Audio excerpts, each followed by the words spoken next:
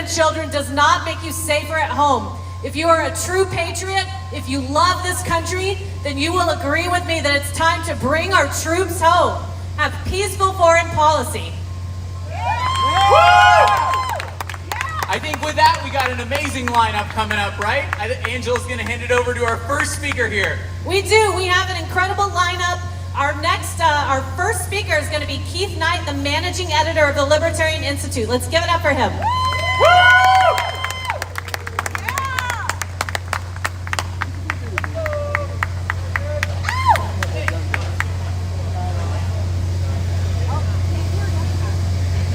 This on. There we go.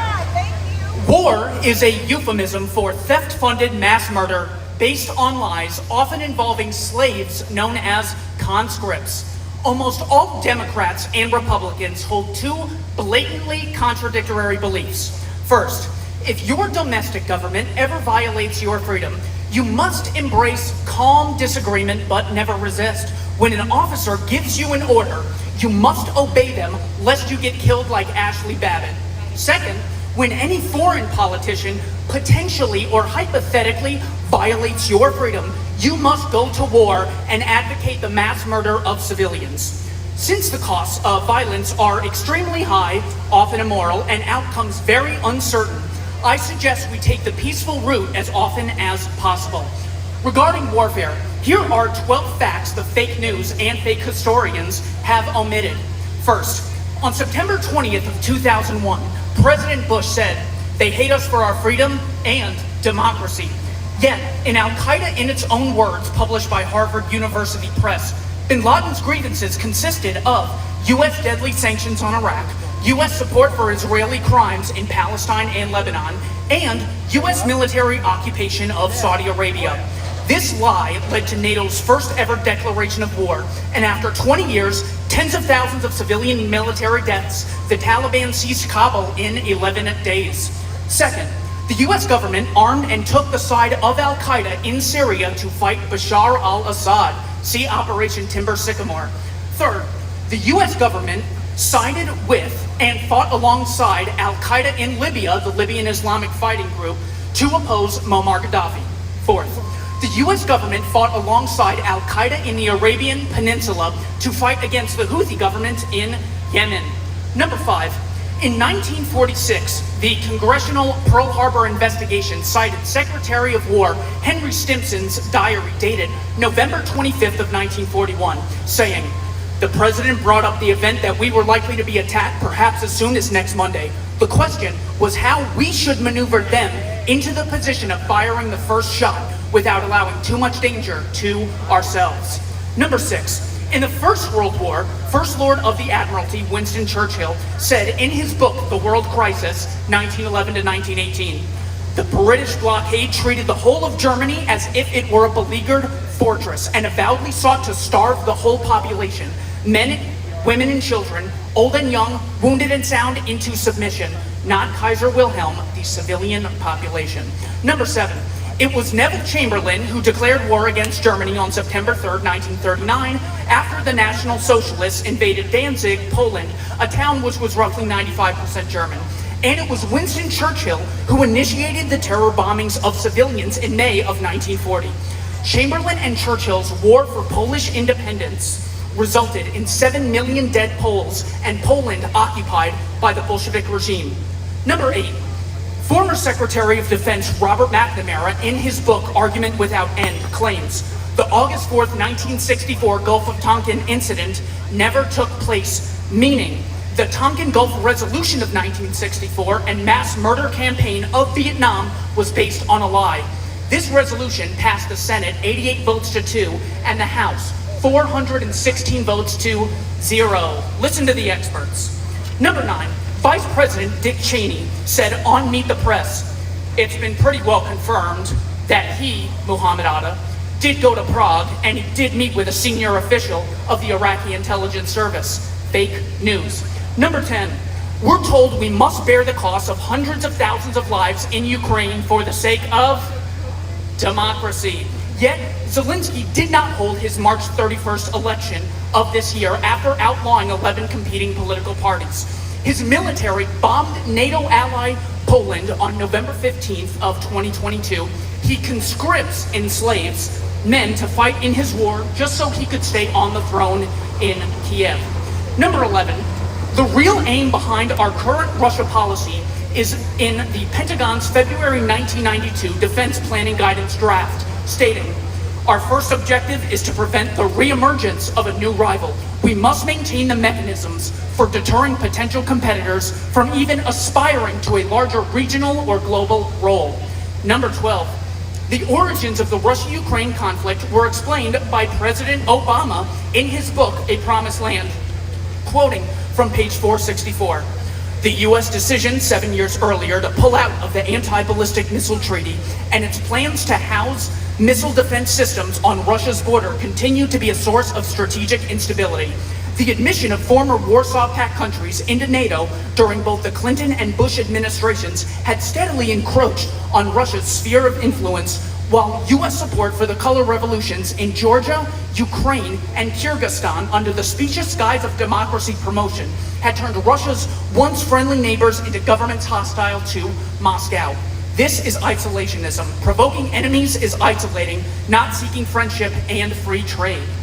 The national security elites in every country since the beginning of time must lie and sensationalize potential foreign threats in order to get their domestic populations to surrender their freedoms and bear the high cost of dying and getting their limbs blown off. To Secretary of State Blinken and National Security Advisor Sullivan, don't just avoid war because it's the right thing to do. Do it for yourself. Overexpansion and engagement in unnecessary wars brought down Napoleon's French Empire, Tsar Nicholas's Russian Empire, Kaiser Wilhelm's German Empire, the Austro-Hungarian Habsburg Empire, the Ottoman Empire, Hirohito's Japanese Empire, Hitler's Third Reich, the British Empire, and the Soviet Empire. Those idiots got bogged down in a war in Afghanistan. What kind of empire would do such a thing? With the state having a monopoly on the money supply, and the right to take money without consent, taxation, and the right to conscript, politicians seldom have an incentive to consider obvious peaceful alternatives to war. Consider the comment made by Congressman Seth Moulton of Massachusetts. The U.S. should make it very clear to the Chinese, if you invade Taiwan, we're going to blow up TSMC, Taiwan Semiconductor Manufacturing Company. Hello, Attorney General, if inciting a riot can get someone arrested, what should happen to politicians who incite war? Instead of war with China over Taiwan, let's decriminalize all economic activity between consenting adults here and abroad to make sure our economy outcompetes all other countries. This is the true way to empower Americans. The question we need to ask ourselves to practice basic empathy. When would another country be justified in invading America, killing civilians, bombing cities, blockading ports, and installing a new government? If the answer is basically never, we should reject moral double standards and have the same principle for other countries. History shows we can talk to our enemies. Eisenhower shook hands with Khrushchev in America in 1959. Kennedy wrote letters to Khrushchev to avoid nuclear exchange over Cuba. Nixon shook hands with Mao in Beijing. Trump shook hands with Kim Jong-un in Singapore. Roosevelt and Truman had a formal alliance with Joseph Stalin. We can be friends with Xi Jinping and Vladimir Putin for the sake of avoiding a nuclear exchange, which would make the crimes of the Third Reich look minuscule by comparison. To my friends on the right, the pro-life, pro-family position is anti-war. When God says, "Thou shalt not murder," there were no exceptions for politicians and soldiers. To my friends on the left, the biggest inequality is when one person takes the life of another unjustly, which in war occurs on a massive scale. Nothing is more exploitative to the average person than watching cities which took centuries to construct be blown to bits while getting conscripted into a war, watching your loved ones get murdered by bombs. My friends in the military, I was asked in grade school, if someone told you to jump off a bridge, would you do it? The point was, you are directly responsible for the actions you take. I was told to do so, I was just following orders, is not a valid excuse for school children or members of the military. Americans do not have to admire psychopathic politicians. We can admire Cornelius Vanderbilt for lowering the cost of steamship travel from $7 to 6 cents, the Wright brothers for giving the gift of flight to the common American, Henry Ford and the Ford Auto Workers for making the automobile accessible to the masses, the 3,400 construction workers who in 1931 built the Empire State Building in a record-breaking 1 year and 45 days, Rosa Parks for disobeying unjust laws, Martin Luther King for holding us Americans to the very standards we claim to uphold, Steve Jobs and the Apple employees for giving access to phones and computers to Americans on a scale never imagined. The great crimes of history, slavery, genocide, Jim Crow, Genghis Khan, all had one thing in common. They involved some people initiating violence against peaceful people. Americans must lead the world in embracing a consistent morality, rejecting war, recognizing it for what it is. Theft-funded mass murder based on lies, often involving slaves known as conscripts. Rage Against the War Machine, thank you for your time.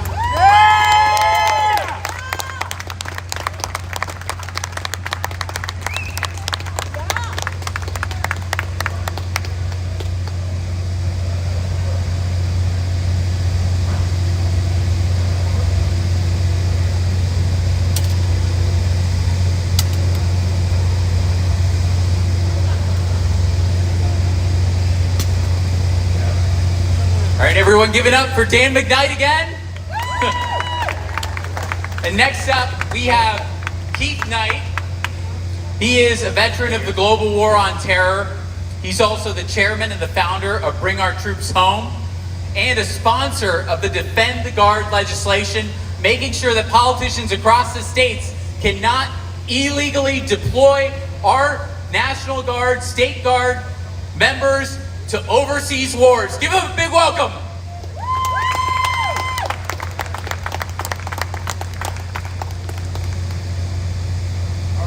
Some quick housekeeping. My name is Dan McNight. I'm excited to be here again this year. I was here last year at this event, and it's a wonderful effort, and I'm glad to be here. But thank you all for being here today. My fellow patriots and Americans, veterans, citizens from every background who are fed up watching our government send our sons and our daughters into one senseless conflict after another. I'm going to say some things today to the politicians that do it that may be the most offensive thing that you can say to a politician in Washington, D.C.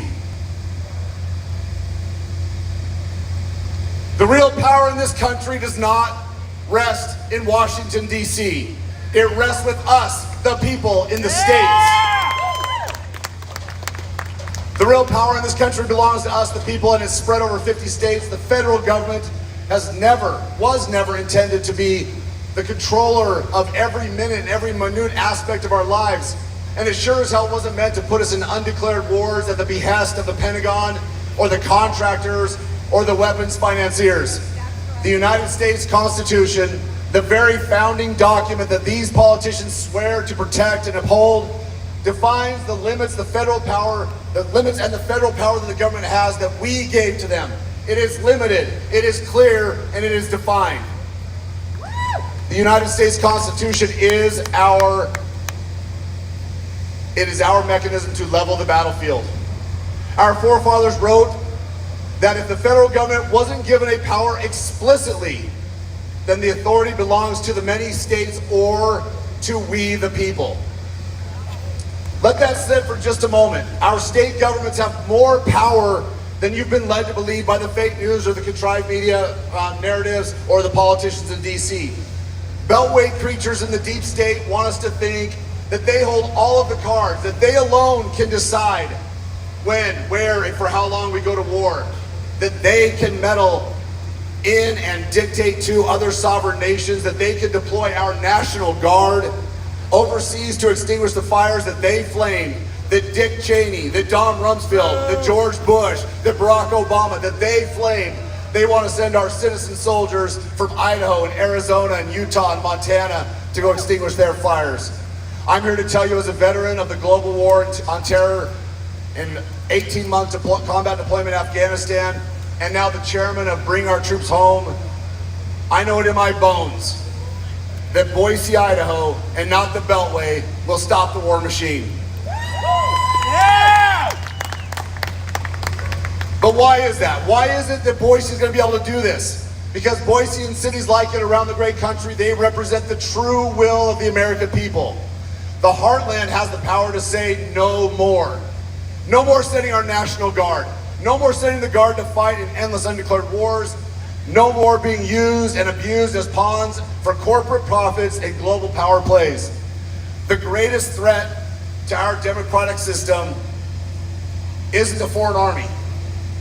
Our greatest threat is not some distant enemy over the next hill. Our greatest threat is undeclared war. It's his insidious influence on the military-industrial complex that President Eisenhower warned us about in that famous address. Beware of the military-industrial complex. That convergence of corporate interests, defense contractors, and lobbyists whose claws are deep in our government pull on the strings and manipulate our country into wars without end, wars with no plan for victory, and wars with no oversight from the people.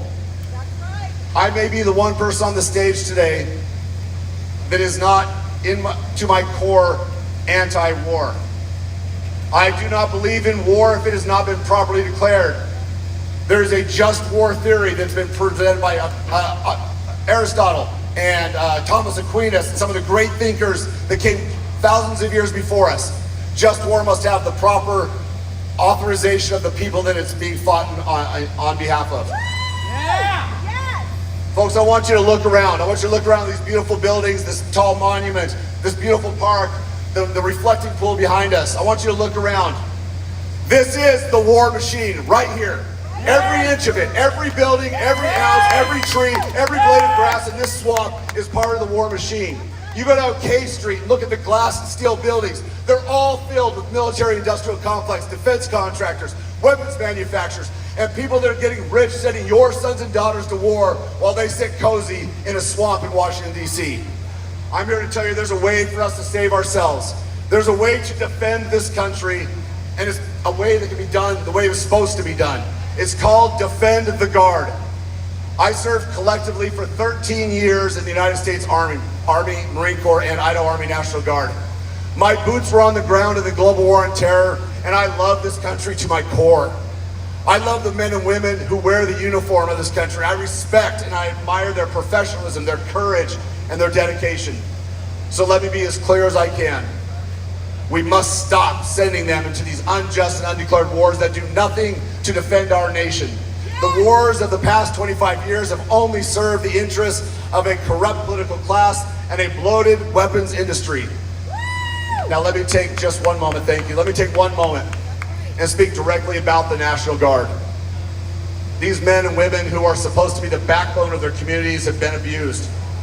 They're supposed to be here, defending our lives, our property, and our country from a lawless invasion. They're supposed to be here defending our streets. They're supposed to be here responding to natural disasters. They're supposed to be here standing as a safeguard during times of national, state, and local emergency. State and community readiness and the defense of the American soil has taken a distant back seat to the global and financial interests of the war profiteers and the machine that they abuse for blood profits. Our National Guard are routinely being sent off to foreign lands to fight in wars that have no end. And I've spoken with guardsmen around the country. We travel all over the country with this effort. And I talk to folks that are fathers and mothers and sons and daughters who signed up because they wanted to serve their country and they wanted to serve their communities. They wanted to be there in a time of crisis. They wanted to be there as the wall to defend their neighbors and their friends and their family. And even though they've been abused, they've served with great distinction and honor in places like Iraq and Afghanistan and Syria, fighting battles that have nothing to do with keeping America safe. One guardsman I met recently from Alabama told me that in 2018, his unit was deployed to Afghanistan for the second time. While they were there, his home state was hit by a series of devastating tornadoes, followed by looting and lawlessness.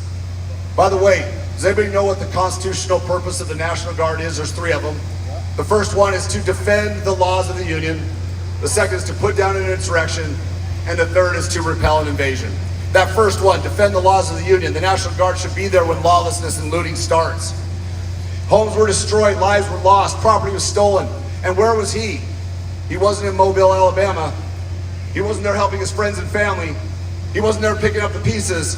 He was half a world away, serving in a war that he couldn't find on a map before he went. Another National Guardsman from California shared a story with me about how he was activated to fight wildfires in California. But before he could respond, before he could even show up, he had orders and was deployed to Syria. His heart was in California, where his family lived under constant threat of fires, but he had to go defend oil wells in Syria. In 2005, the Louisiana National Guard, a unit of combat engineers, was deployed to Iraq. At the same time, Hurricane Katrina bared down on their coast and destroyed their community, and Louisiana was thrust into a state of emergency and devastating destruction. They should have been in New Orleans and Baton Rouge, using their training and their equipment and their professionalism to build roads and bridges and dams and levees. But instead, they were in Baghdad and Ramadi, building roads and bridges and levees and dams. That should make us sick to our core. Why are we doing this? We've got to stop. Dick Cheney and Dom's Rumfield, their apocalyptic mess in Iraq has taken too many lives, too many resources from the state. This isn't just a handful of cases. It's been happening for decades. The National Guard has been turned into the de facto extension of our federal war machine, a resource to be used and abused by the Washington elite while our communities are left vulnerable. This is not what the National Guard was meant to be. These are our neighbors, our first responders, our teachers, our mechanics, our tradesmen. And when national disaster strikes, we need them at home. Defend the Guard legislation. Let me talk for a moment about what this is. Defend the Guard cuts the legs out from underneath the war machine. It's simple, it's constitutional, it's powerful. The legislation is simple. It says this: if Congress can't muster the stones to put their name on the line and declare war, then we're not going. That's the legislation. Congress must put their name on the line before we put our boots on the ground. If they can't do that one simple thing, I've got nothing left for them. I'll leave DC and go back to the States where the fight is real. This is how we bring our troops home. This is how we rein in the federal government whose interests have become alien to our own.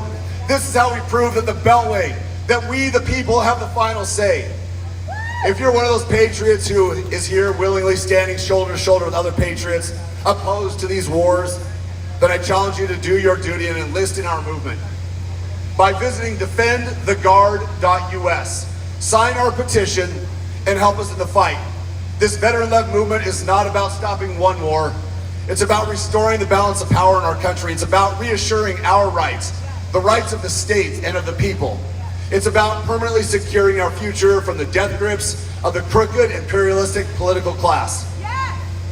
Let me close by echoing the wisdom of the great former Secretary of State Daniel Webster, who said this: it will be the solemn duty of the state government to protect their own authority over their own militia and to interpose between their citizens and the arbitrary power of the federal government. Folks, we've had our bill introduced now in over 30 states with legislative sponsors in places like Arizona and Idaho, Maryland, Maine, New Hampshire, Georgia, Texas. We got Defend the Guard on the ballot in Texas this year under Proposition 6. And in Texas, it received 1.869 million and 83% of the vote. Donald Trump got 1.8 million and 77%. This legislation is more powerful, more popular, and more prevalent in Texas than Donald Trump. This movement has legs.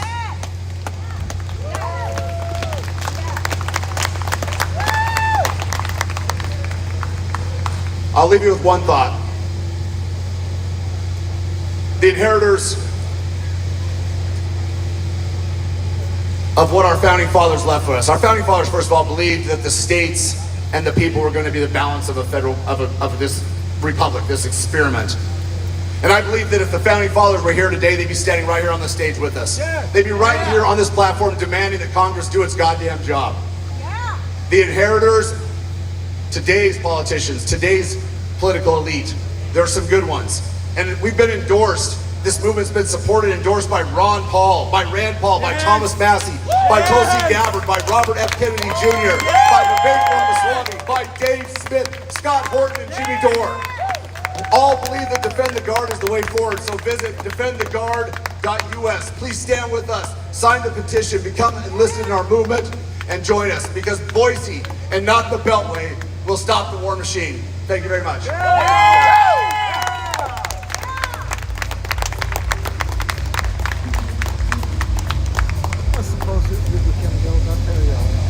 so much to Dan McNight. Up next, we're going to hear from Garland Nixon, political commentator and radio talk show host. Thank you.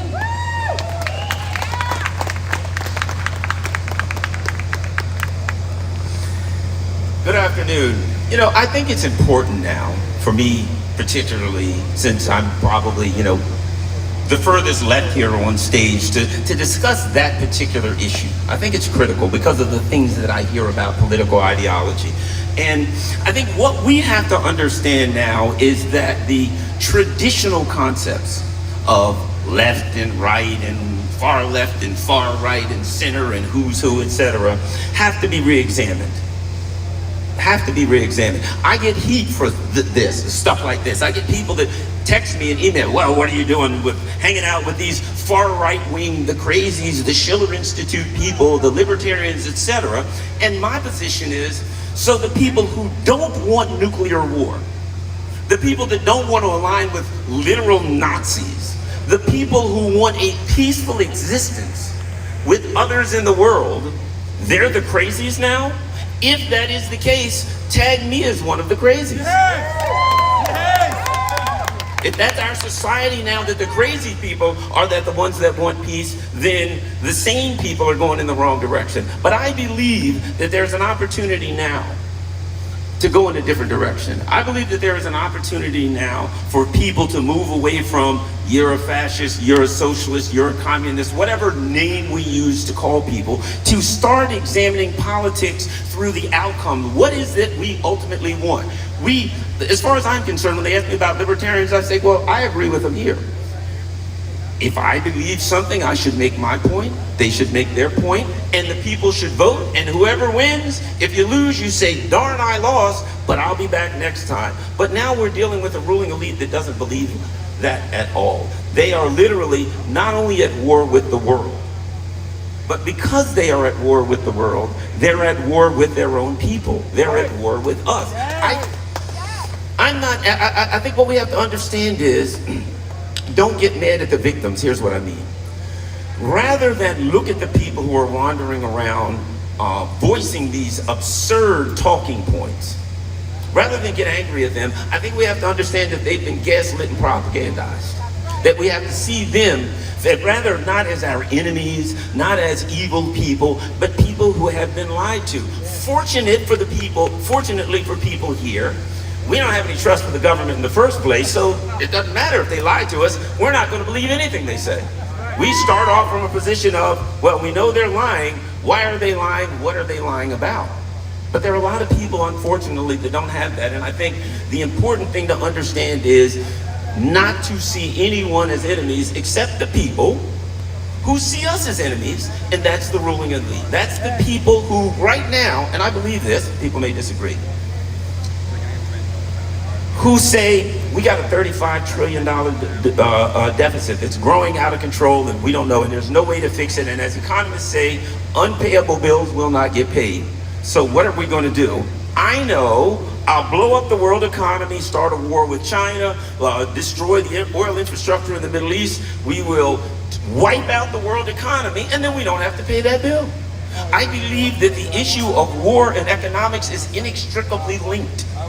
And it's important for us to understand that when people argue about the Fed or what they're doing or the economics or whatever the case may be, that we understand that is the driver of war for these people. That's why they have this driver to war.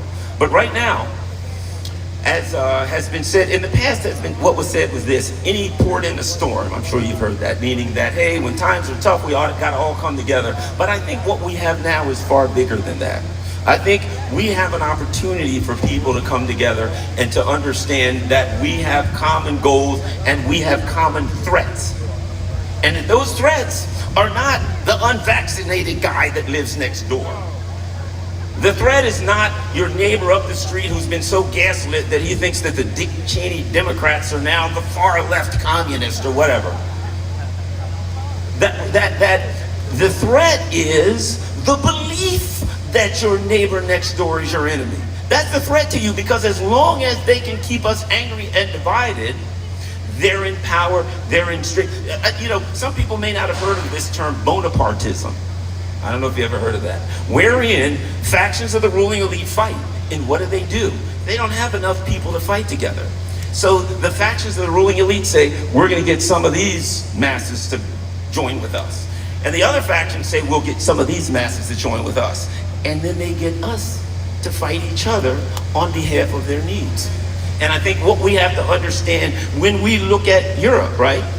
We were told that Viktor Orban was some crazy person and he's a far right-wing lunatic, he must be stopped. But then in Slovakia, they elected a guy named Robert Fico, who's an old-fashioned lefty, from the legacy of Soviet communism. But both of those people agreed that I should look out for the best interest of my country. And next thing you know, there's bullets flying at Robert Fico. So what they want us to do is argue over the so-called ideologies and ideological differences. They don't see that.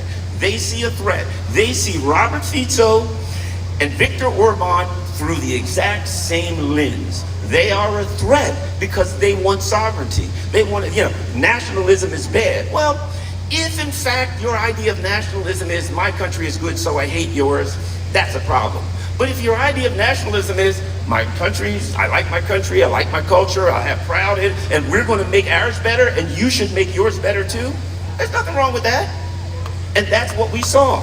And I think, so what we have to wake up to is the reality that we are one people in America. We have differences, we have different cultures, different beliefs, different religions, etc. But in order for us to survive, we've got to work together. And this weekend, I hope everybody comes back tomorrow. This weekend is about building that. Something that made me really happy was to watch a Trump rally. And there's RFK Jr. And he's like, hey, screw these corporations. They're doing us dirty. And I'm like, there's all of these conservative Trump supporters. Yay! And I'm like, I was told that conservatives wouldn't be pissed at Monsanto. And then I talked to Trump support. What do you think about Monsanto? Oh, I hate their guts. And I'm like, wow, I think I've been lied to. I think that all of the working class people out here are coming to the same conclusion. Right. And since we're all coming to that same conclusion, we've got to take the same actions to address those conclusions. And again, I'm a third-party guy. A lot of people here are third-party guys. I want to see third-party. You have the third party of your choice. Whoever you want to vote for, I'm all for that. I'm all for that. But I think that what we have to understand is the true threat, and the threat is nuclear annihilation. The threat is not going to go away this weekend if we don't have a war with Russia. Hopefully, we'll all die. But that threat ain't going to go away because if they can spread their war in the Middle East, that'll wipe out our economy. They're perfectly happy to get that as a consolation prize. If they get their war with China, well, that probably ends up nuclear and we all die. That the threat doesn't go away, that we have to address the long-term threat, and that this particular weekend of activities should be viewed as the beginning, as the foundation of something moving forward. Right. Not as an end and a means in of itself, but that we're going to meet people, we're going to meet social media influencers, we're going to meet friends, and if you wander around this crowd, I'm sure there's some feds, say hi to them too. They're going to help even out the crowd a little bit. But whatever the case, that we have to look at this as something we're going to build on, and I hope everybody here comes together. I hope everybody here particularly meet people who you are not ideologically aligned with, and shake their hands and understand that they're humans and they have the same problems. Amen. Meet people here who you would not normally meet, who you would not normally hang out with. That's what's important, and we can start building on that. That's the biggest fear of the ruling elite, is that the American people will come together and say, you know what, we may not have a democracy now, because I don't believe we got one, or a republic, whatever you want to call it. We ain't got one right now. Anytime I got to watch a hostage video of one of the presidential candidates every other week where it's like, yeah, the Iranians, yeah, they're the ones trying to kill me. I don't think Trump believes that. I think he understands that the Iranians are in Langley, Virginia. But he's got to say that to hopefully survive another week or two. But I think we understand the direction this thing is going. We're all going to work together. I appreciate everybody getting involved here. Don't make this an end. Make this a start, and we'll move forward. Thank you.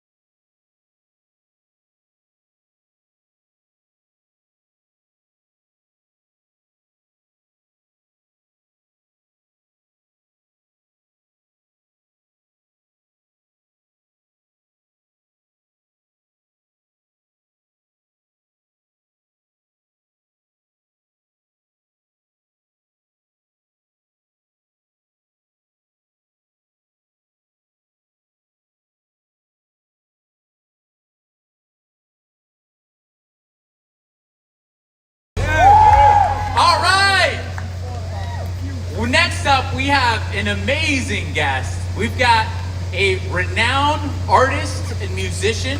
He's performed before for Disney with Rihanna and Jason Mraz. He is the founder of Deepo World. He's the songsmith for Team Humanity. And he's the music behind the series Plandemic and Plandemic the Musical. My friend, Deepak.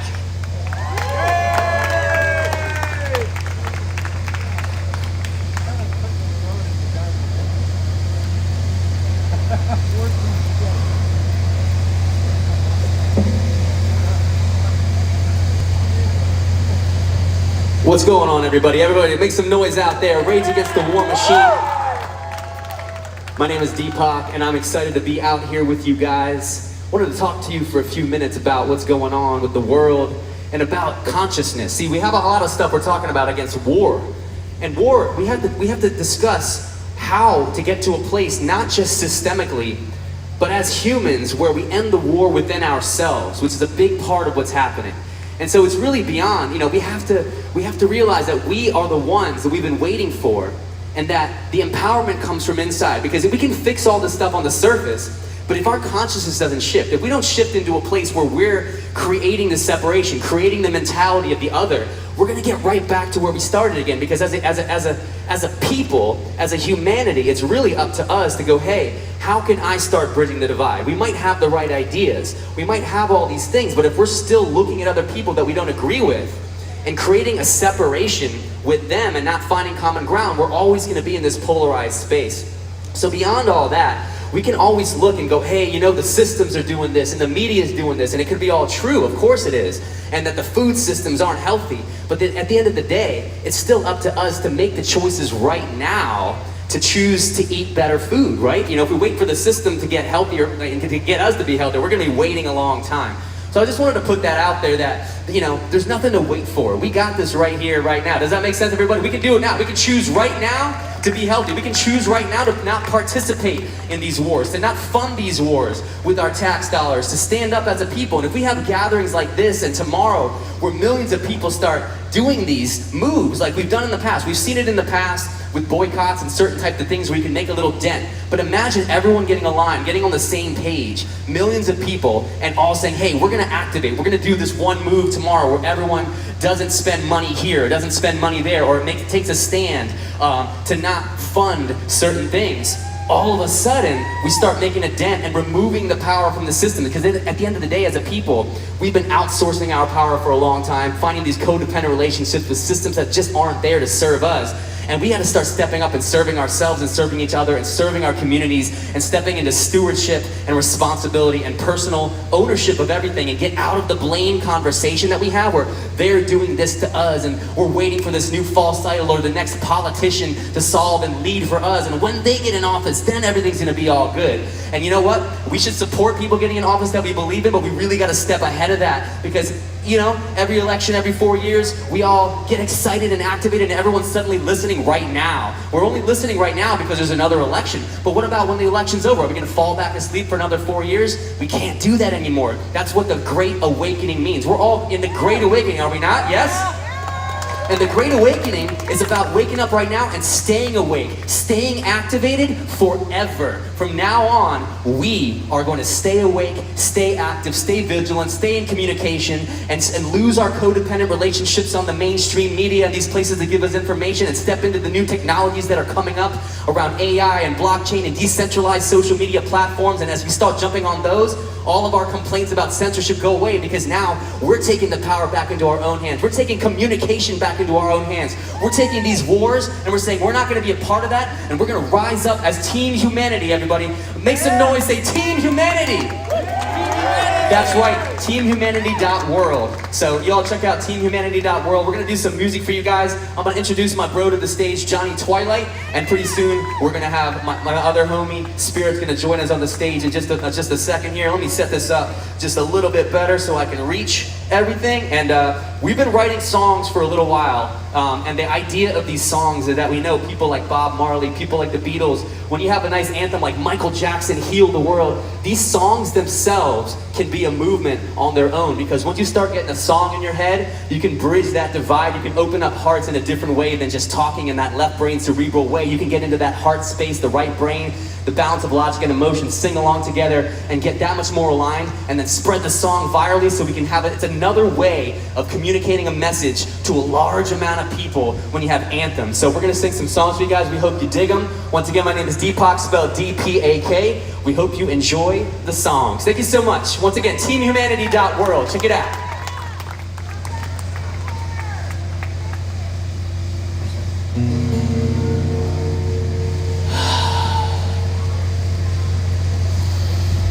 We can all see you bleeding for freedom.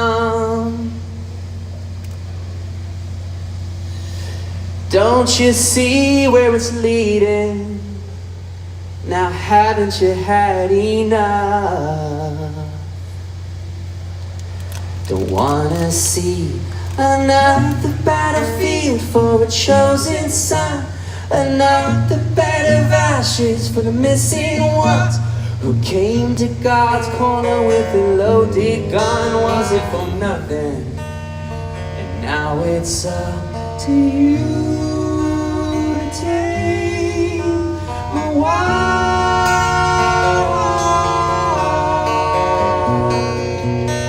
and a holy bed, and now you hear it sing.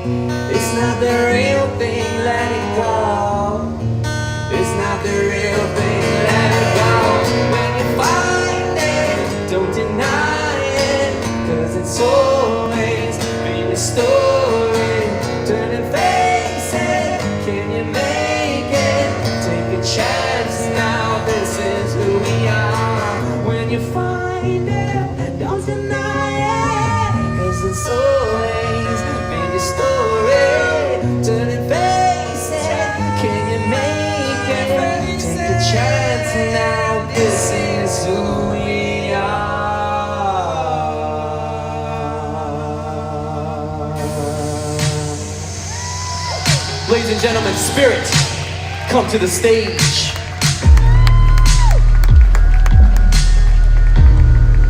Yeah. The British signs is upon us. There's nothing you can do about it. Disable the dislikes, disable the comments. Even the line lines, that's called being honest. Hold up. Damn afraid of the unafraid. Messing with us was a big mistake. We stopping the wars and we're stopping the pain.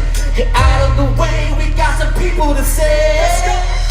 I guess they forgot it's the land of the free. I guess they forgot it's the home of the great. I think it's time we remind them. I think it's time we remind them. I guess they forgot it's the land of the free. I guess they forgot it's the home of the great. I think it's time we remind them. I think it's time we remind them. I guess they forgot it's the land of the free.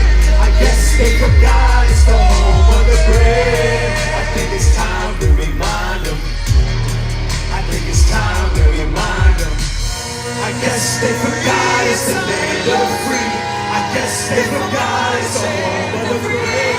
I think it's time we remind them. I think it's time we remind them.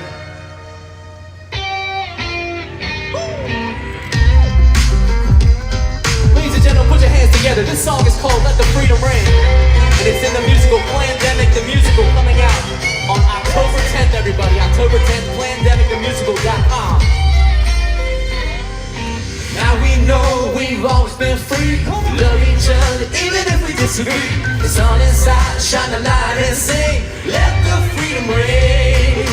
Now we know we've always been free. We love each other even if we disagree. It's all inside, shine the light and sing. Let the freedom ring.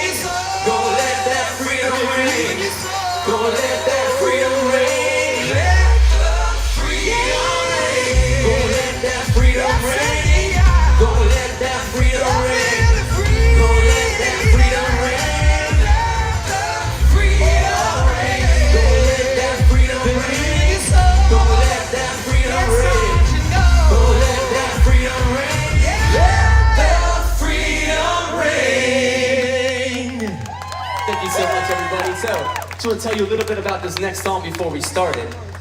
So, have you guys heard of the Independent National Convention? Everybody make some noise if you guys are about that. Yes, I know some of you guys I just saw there. We were just in Denver last weekend. And what that is really thinking long term about the word independence and stepping out of the party mentality and stepping into what it is to be as humans, to be independent with our choices, right? So we all have the right that's God-born, God-given for free speech. Everyone, you guys down with free speech? I know I am. We're up here right now speaking freely, and that's our right to do it. We don't need someone else. We don't need Big Daddy to tell us we're free. We're born free. We're always free no matter what. And I think that's where the reminder is of the Great Awakening, is stepping into just knowing it. Knowing in our hearts, knowing in our bodies, in our souls, in our spirits that we're already free, and that our actions are going to show that, and that when we're the only ones that can give up power with our choices. When we comply, when we do things that we don't believe in, it's on us. And stepping into that mentality, that self-empowerment, that personal responsibility mentality of going, hey, you know what? It's on us to do that. It's on us to show up here. It's on us to act in our perfect alignment with our bodies, our spirits, our minds. And so that's what the vibe is all about. So the Independent National Convention was a great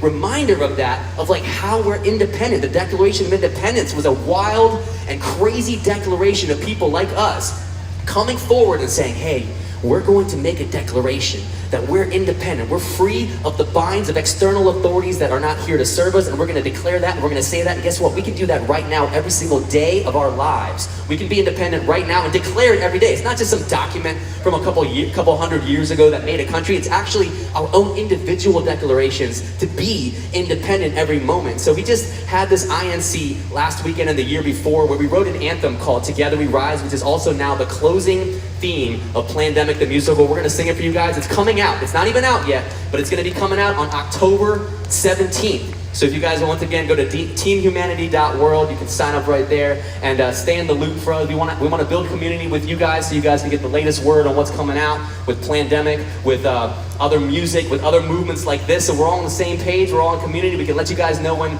more amazing freedom events are happening so that we can have a lot more people showing up at these things. So join teamhumanity.world to get the info. Let's kick the next track out. Thank you so much, everybody.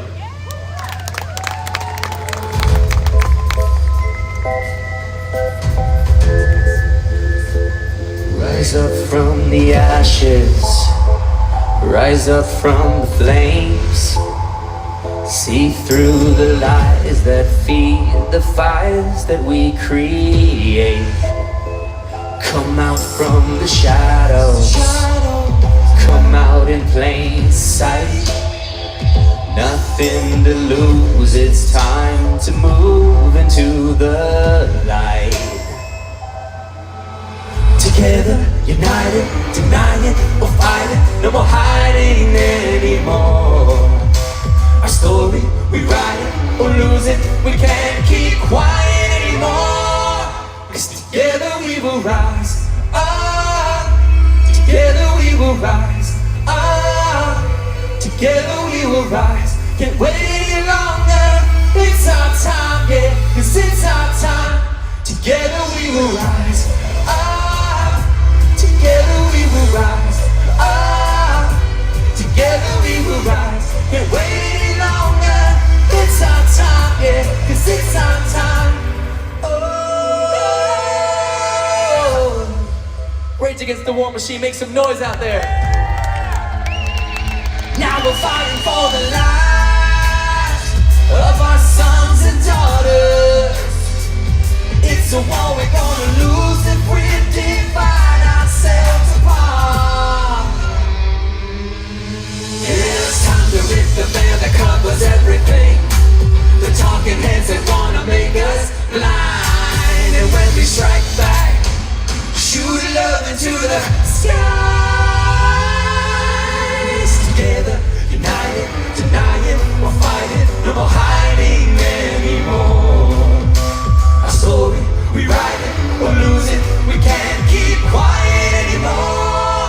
'Cause together we will rise up, together we will rise up, together we will rise. Can't wait any longer, it's our time, yeah, 'cause it's our time.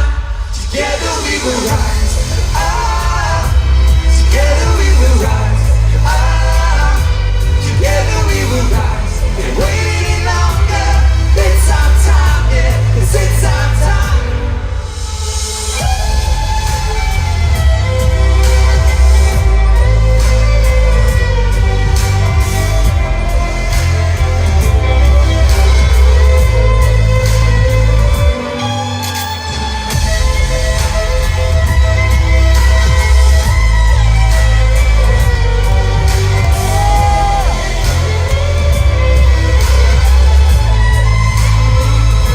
Together we will rise up, together we will rise up, together we will rise. Can't wait any longer, it's our time, yeah, 'cause it's our time. Together we will rise up, together we will rise up, together we will rise. Can't wait any longer, it's our time, yeah, 'cause it's our time. Thank you guys. Thank you all so much for having us up here. We're going to be here again tomorrow at Rescue the Republic. Once again, this is Rage Against the War Machine. I am Deepo. That's Johnny Twilight. And we got Spirit. Spirit in the building. Spirit realm. Check out teamhumanity.world. Deepo World. We're going to see you online. If you guys want to shoot, if you shot any videos today, please post them and tag us. We're doing a contest this weekend of everyone who tags us, and you guys are gonna win some merch, some Team Humanity t-shirts. So go ahead and post on Deepo World on Twitter and on Instagram, and hopefully you get yourselves some t-shirts and some merch if you win the contest for tagging. Thank you so much once again, and we'll see you tomorrow again at Rescue the Republic. Amazing speakers coming up. Thank you, everybody.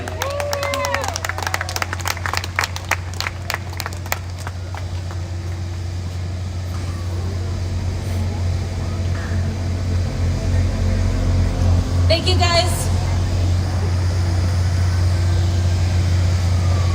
Stay tuned. We're going to hear from Clint Russell, Josie the Redheaded Libertarian, and Dan McAdams all together. Yeah!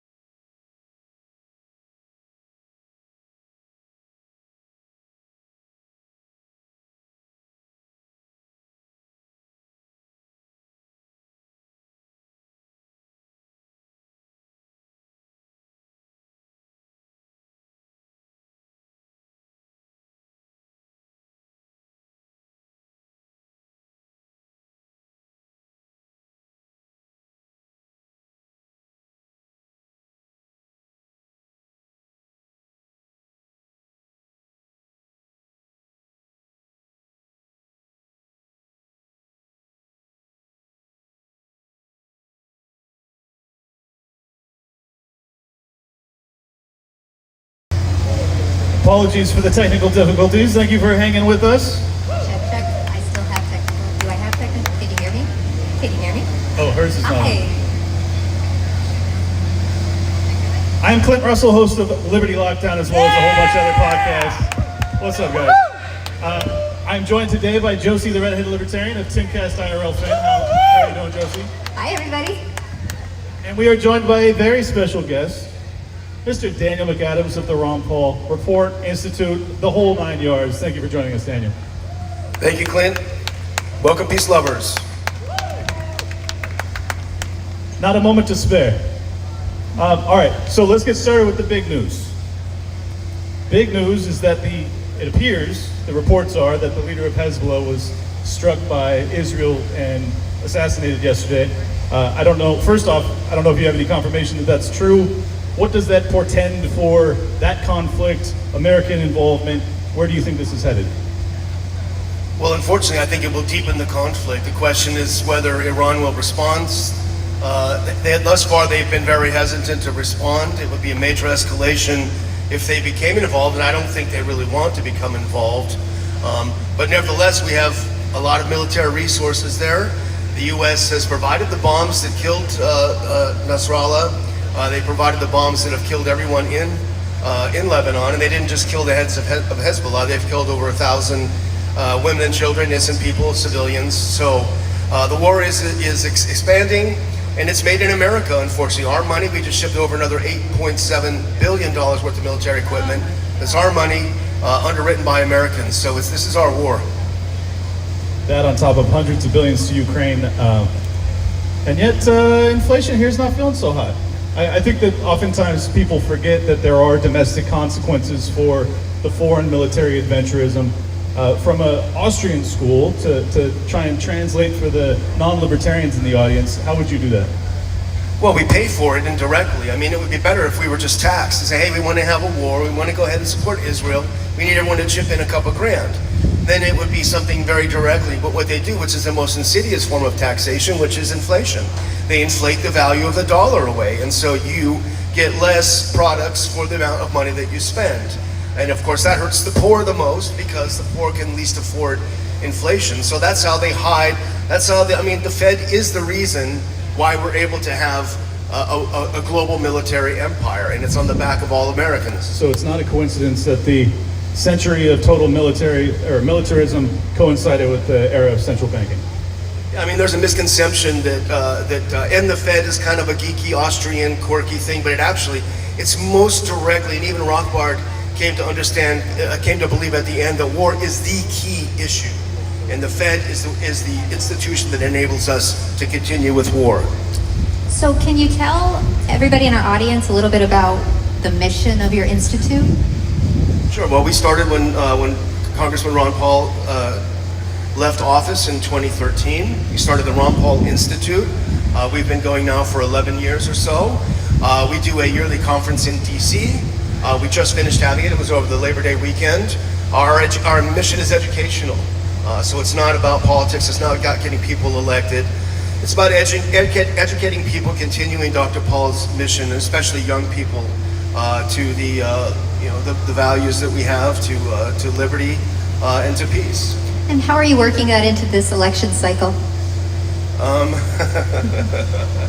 Well, we don't get involved in elections at all, but it's actually quite easy because we stand on principles. As everyone who's familiar with Dr. Paul knows, he's never changed his message.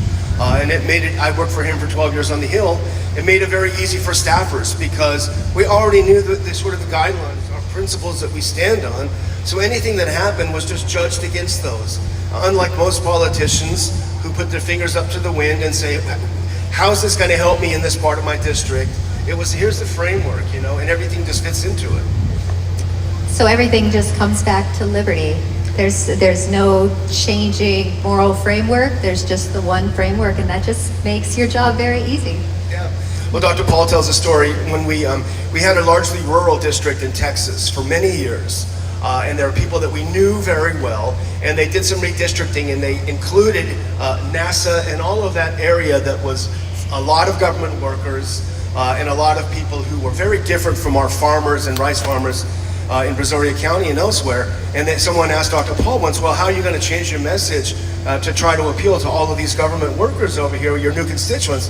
He said, what are you talking about? I'm not going to change my message. It's the same message. And of course, it was difficult those first couple of years to explain it, but once they got it, they became great supporters.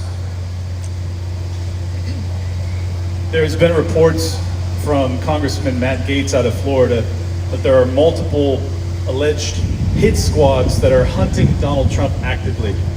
It appears that Donald Trump has bought into this intel narrative as well. I'm sure you can understand my skepticism given that we have been propagandized to believe that Iran is on the precipice of having a nuclear weapon for as long as I've been alive. and now they are being blamed for these multiple attacks on Donald Trump's life. I do believe that Donald Trump is under threat. I'm not at all certain that it comes from the Iranians. I'm curious what your thoughts are. Well, I'm going to talk about this a little later too, but it's interesting because the latest threat against President Trump, this crazy guy, he basically endorsed the entire Ukraine narrative. The guy was no different than anything you'd see on MSNBC or Fox or whatever. He was the mainstream narrative on Ukraine. And now he's taken it to the logical conclusion that Trump is a threat to this war, to end all wars. And so something has got to be done about him.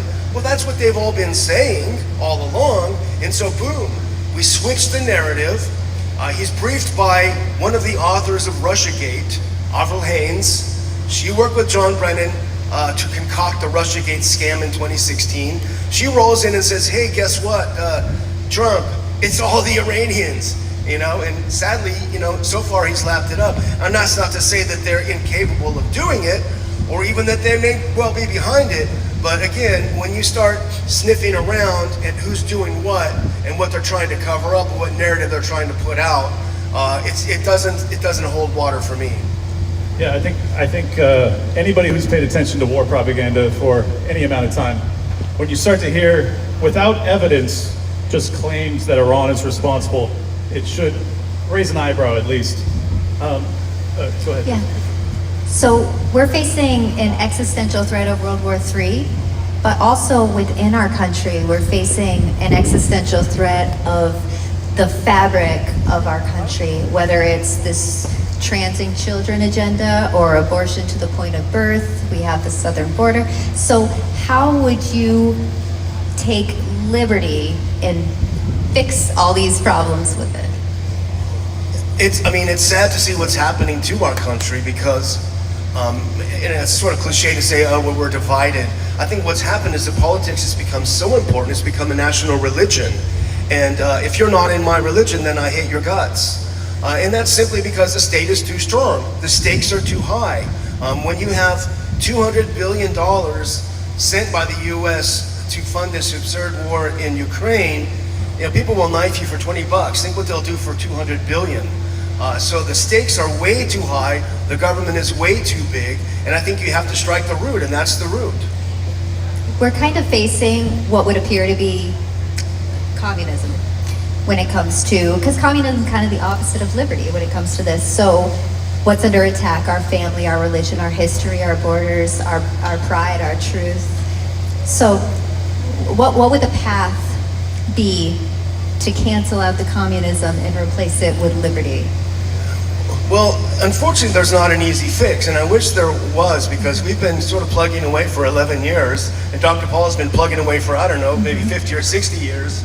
But the answer is education, and it's a slow process. And Dr. Paul always talks about how Leonard Reed of the Free talks about first educate yourself. I mean, there's a tendency, and I'm not criticizing anyone, but there's a tendency of everyone wanting to be an activist. They want to get involved in politics. Politics is sexy, politics is the here and now. You raise a lot of money, it's exciting. There's an absolute end date, Whereas education is the long run, it's the long game, and it can be more difficult. But until people come to understand these fundamentals, understand how is it that we have all these wars? Who facilitates it? And who benefits from it? And who benefits from all of these other agendas? Until we understand these things, it's very difficult to fight back. Now, I know you don't get involved in politics, but would you say abolishing the Department of Education might be a good start? Yeah, definitely. I mean, that's a great start. But, there's a great homeschool movement going on in the United States, and I live in Texas, Brazoria County. I tell you what, there's probably not a county in the country that hates the state more than Brazoria County, Texas.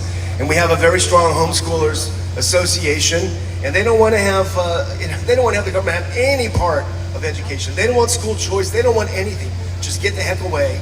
And so I think if we can free up homeschooling and make it available, Dr. Paul has his own curriculum, but there are plenty of other great ones out there, and raise kids that can't be tamed. That's what it's all about. Kamala Harris has signaled she'll maintain the same foreign policy when it comes to Ukraine, largely the same thing with Israel as well. Trump seems to be all in on war with Iran. We'll see if that comes to pass. It doesn't seem as if there is truly a viable candidate for peace in this election. Doesn't seem as if there's been one basically my entire life, except for when Dr. Paul was running. How do you, I know you don't focus on elections, but how would you recommend people analyze these decisions? I mean, it depends on if you want to participate in the system, you know. I mean, I don't vote because I don't want to participate in the system. And people may get angry about that, but that's just how I've just come to deal with what we have. With you say, no good choices. You know, I mean, I was looking very favorably at RFK Jr.'s campaign, but he did a couple of things on foreign policy that I simply couldn't get on board with, and it's very unfortunate. I was ready to break my streak of 30-some years. You and me both, and then it was actually that interview with our mutual friend Dave Smith, where he goes, about as hard in the paint for Israel as I've ever seen a candidate go. And I was like, oh, we don't have a non-interventionist guy here, that's for sure. Yeah, again, it goes back to principles. You don't pick this country to support and this country to not support and this one to undermine. You know, the U.S. right now is trying to undermine Georgia because Georgia passed a law saying, the country Georgia, because Georgia passed a law saying, hey, if your NGOs are funded by foreign governments, you have to claim it, just like we have the Foreign Agents Registration Act. And because they passed that law through their duly elected parliament, the U.S. is not only putting the leaders under sanctions, but they're trying to do a color revolution to overthrow them. So it's this massive hypocrisy of the U.S. government overseas. You know, I wish RFK would have said, hey, yeah, of course I support Israel. I support every country. I want free trade and commerce with all of them, you know, but no entangling alliances. Where did I hear that before? It's simple. Do you believe the federal government is necessary to any extent, or are you all in for the 10th Amendment? Do you believe that the federal government is necessary to an extent, or are you all in for the 10th Amendment? No, I mean, yeah, I'm an anarchist, but if the government did the stuff that was supposed to do, that would be fine. Follow the Constitution. It's, you know, as Dr. Paul, it's really not that hard. It's really not that hard to do. Yeah, there's 7 articles. It's very easy to follow the Constitution, but we see a vast overreach of power. Do you believe that the way forward is the 10th Amendment? Well, unfortunately, governance from your local city council on up, I mean, I hate to say it, with some exceptions, it attracts the worst kind of people. And that's what we saw with the COVID scam. It attracted, and we saw them because they finally took off the mask, they took off the velvet glove, and they showed you the iron fist. That's the kind of people government attracts. The busybodies who want to tell you what to do. And so the only way to deal with it, because they'll always be there, is to take away these levers of power that they have. That means to shrink everything down. I agree. We've covered a lot of dark stuff. There's one rare bit of optimism of late, and that was the freeing of Julian Assange. I'm curious, what do you think about, yes, a round of applause. I mean, Gabriel Shipton, his brother, should be here in a few hours, which is amazing. I had interviewed him and his father, John, multiple times. The diehard nature of them as they stood by his side, regardless of the persecution he was dealing with, the thousands, if not millions of supporters he had all across the world, truly inspirational. What I think ran afoul of the machine was when he released in particular the collateral murder video, which demonstrated the war crimes from the American military-industrial complex.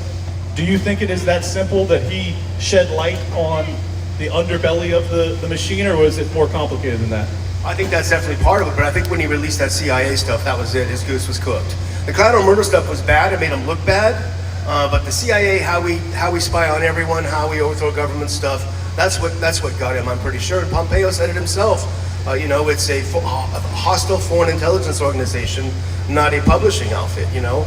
Do you think that the treatment that he received was about him, or more about sending a signal to all of the other journalists all over the world that we will abuse you and come very close to murdering you if you don't shut up? Absolutely, and we're seeing it still happening. You know, not as bad, not as extreme as with Julian Assange, but we're seeing raids on houses of people we know, like Scott Ritter, who speaks out against the war in Ukraine. And that's the main reason.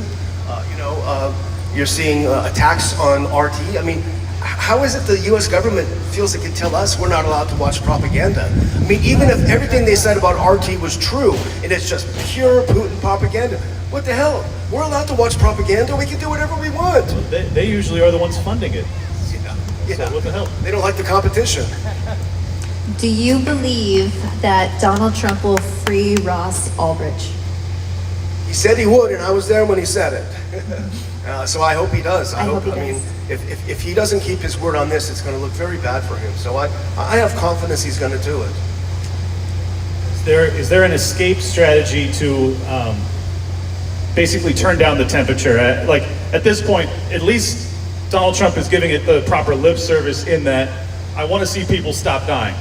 That's what I want to hear a leader actually say in this moment. I don't have a tremendous amount of faith because simultaneously, it was about 6 years ago he was bragging about how Obama would only send him blankets and he sent them bombs. Do you think that there is a hope if Trump is to win that we could actually avoid this war? I think there's a chance if he wins that he'll do the right thing on some of these things. It may just be by accident. But what worries me about him is that he seems to continue to listen to the wrong people. And, unfortunately, our cadres of non-interventionists, because we are non-interventionists, we're not viewed as experts. I mean, my field is foreign policy.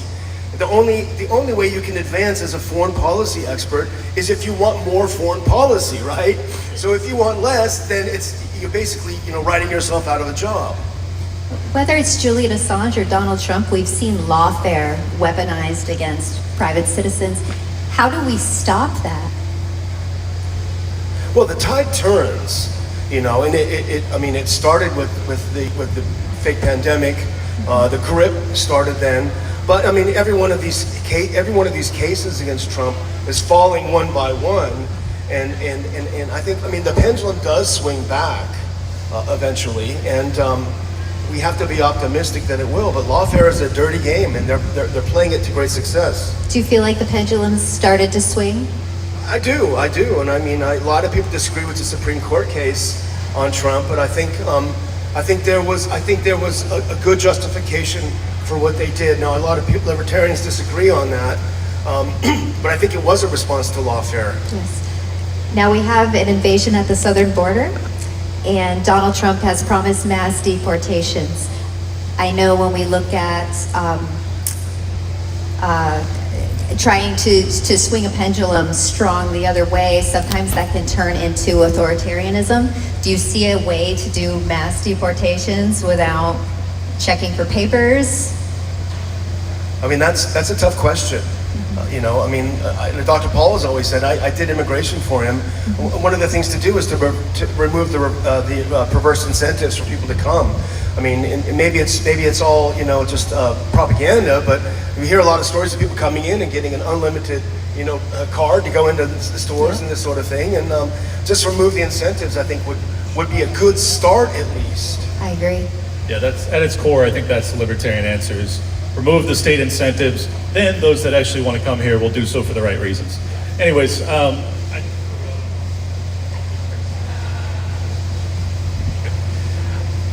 thank you guys so much for showing up. We're going to let time for the next speaker. I'm Clint Russell. We've got Daniel McAdams and Jocelyn Clayback. Thank you guys. Just for the sake of preventing possible YouTube censorship, you can go to cdc.gov/vaccines for countervailing views. I'm literally only saying this because one of those people said the words fake vaccine, and so in case YouTube ends up censoring on this basis, you now have a countervailing view. This video is YouTube policy compliance. Talking about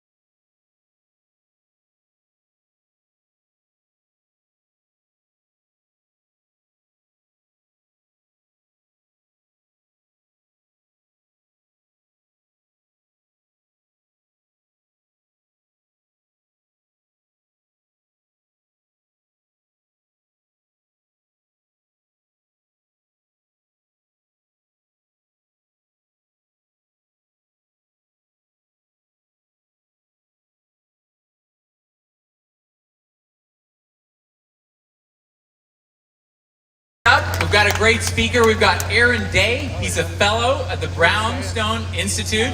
He's also a former presidential candidate. Welcome, Aaron Day.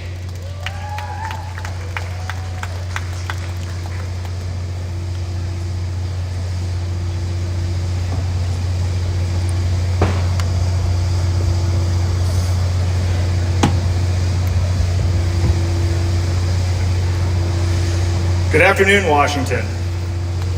We stand here at the very monument of freedom where we're allowed to say what we want, provided, of course, we don't wave a flag, hand out a flyer, or attempt to exercise any of those other pesky First Amendment rights.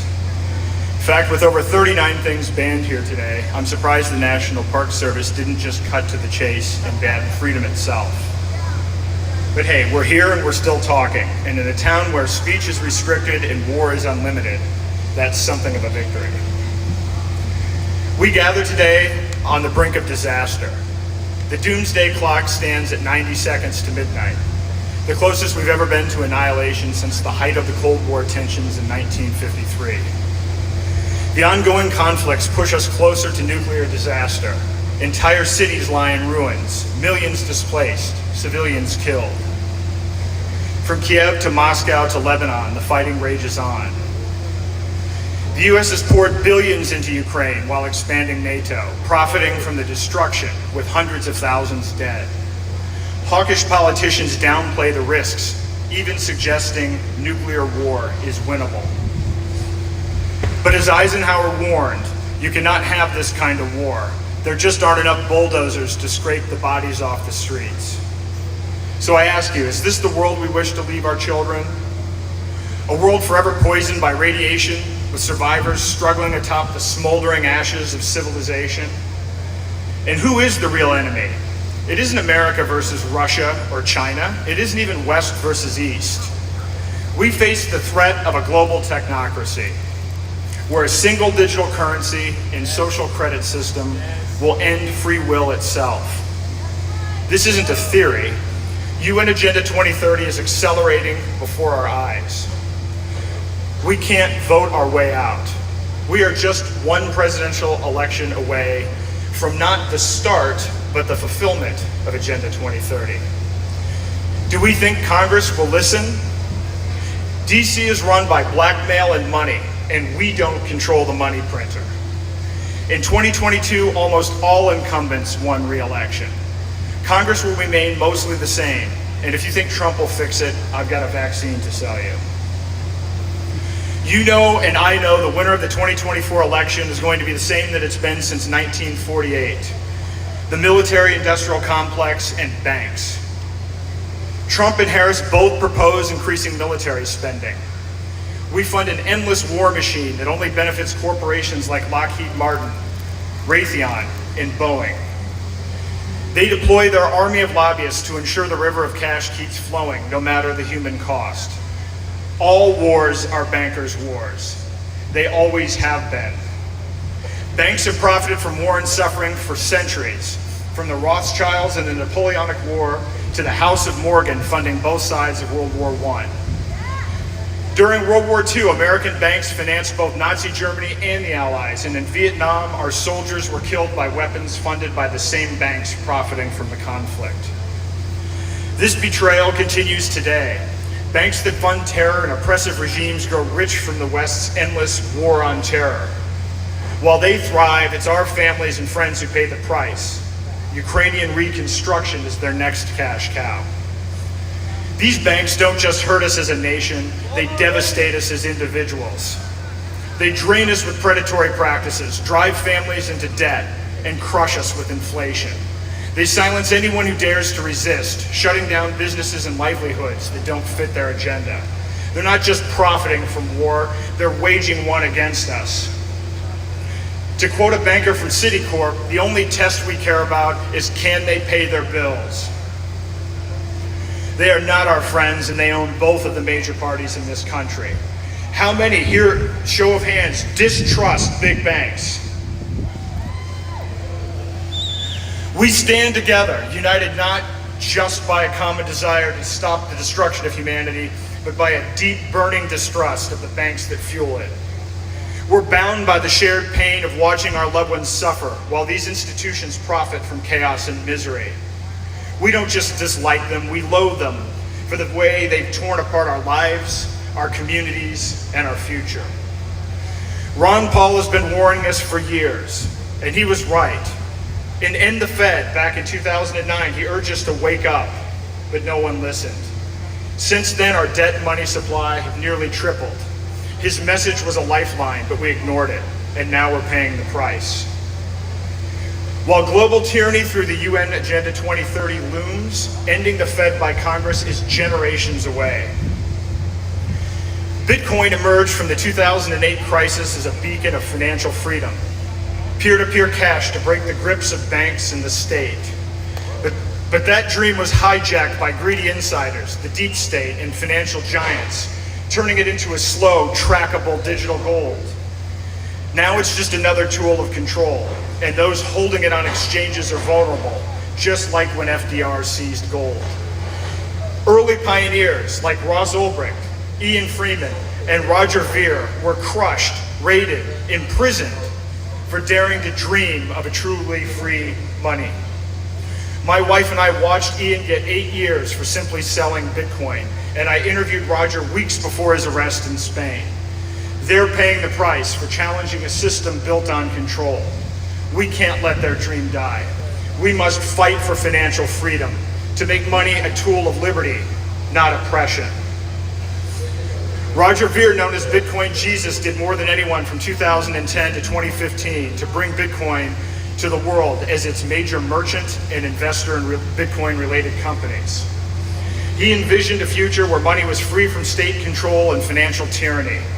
When he exposed how Bitcoin was being hijacked, he was arrested in Spain just weeks after publishing his book, Hijacking Bitcoin, a blatant attempt to silence him. This is the reality we face. When Madeleine Albright can say that the deaths of 500,000 Iraqi children were worth it, it shows how far we've fallen. Roger dared to challenge this indifference, only to be harassed for 7 years for trying to lead the country that fuels global violence. They claim he evaded taxes, but he was one of the first to try paying them on Bitcoin. Now they're targeting his legal team to silence him and bury the truth. We must stand and demand justice. The DOJ must drop its case against Roger. The White House must pardon Roger, free Ross, and free Ian.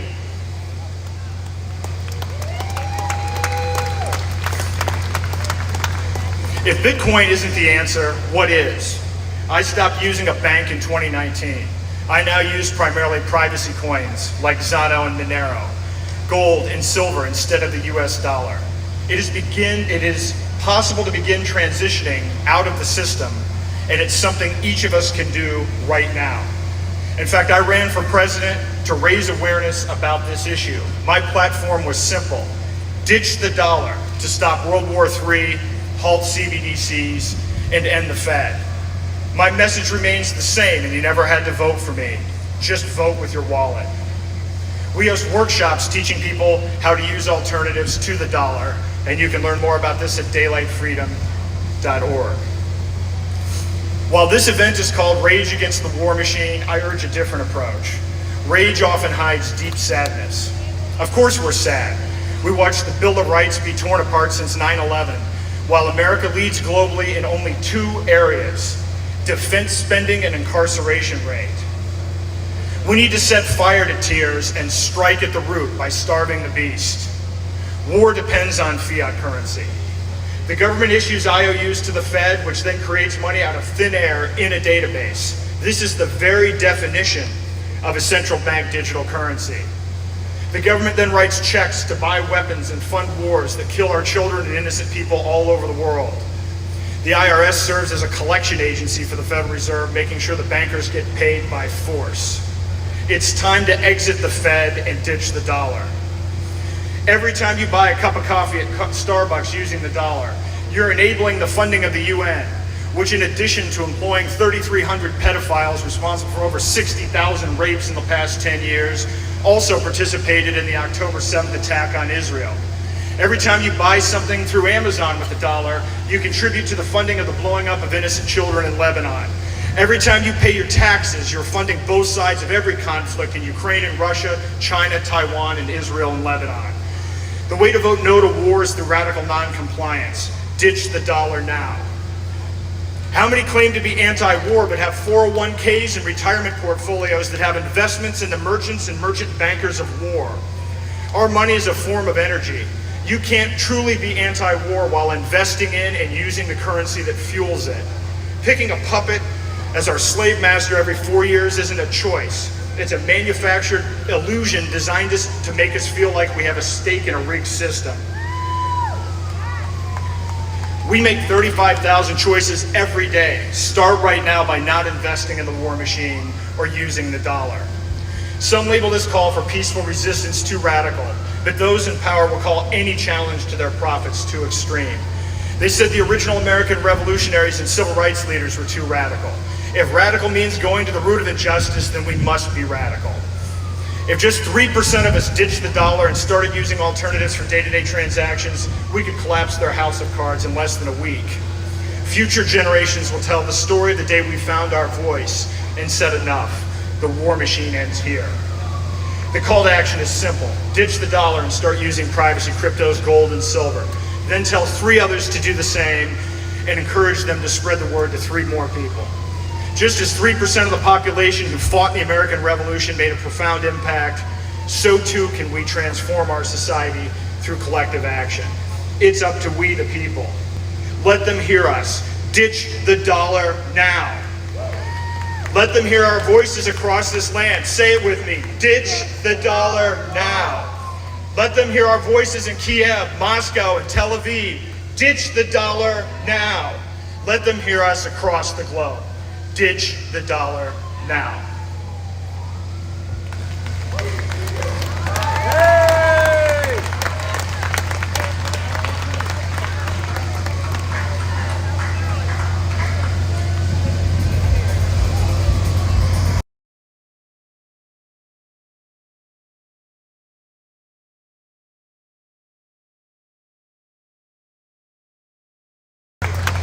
Next up, we've got someone who I know a lot of you have been looking forward to seeing. It is Carroll. He's a journalist. His tagline is follow the money and seek the truth. Carroll, everybody.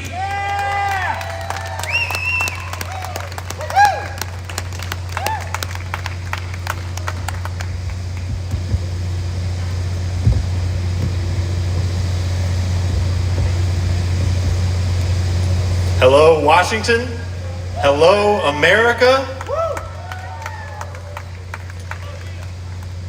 60 years ago, John F. Kennedy famously said, "I speak of peace because of the new face of war." At the time, nuclear weapons had revolutionized the face of warfare and changed it from a time of armies fighting armies on battlefields that looked much like they had for millennia. And it had transformed into a world of covert operations, of secrets and subversions, of intelligence agencies. And today, we once again speak of peace because of a new face of war.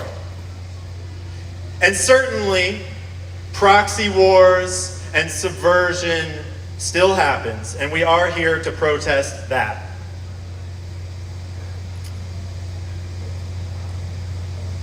But today's face of war has a new face. And it's been called by many names. 5th generation warfare, information warfare, the info war, if you will. And it's a very apt name. Sun Tzu said, all warfare is based in deception, because information is the base layer of every conflict.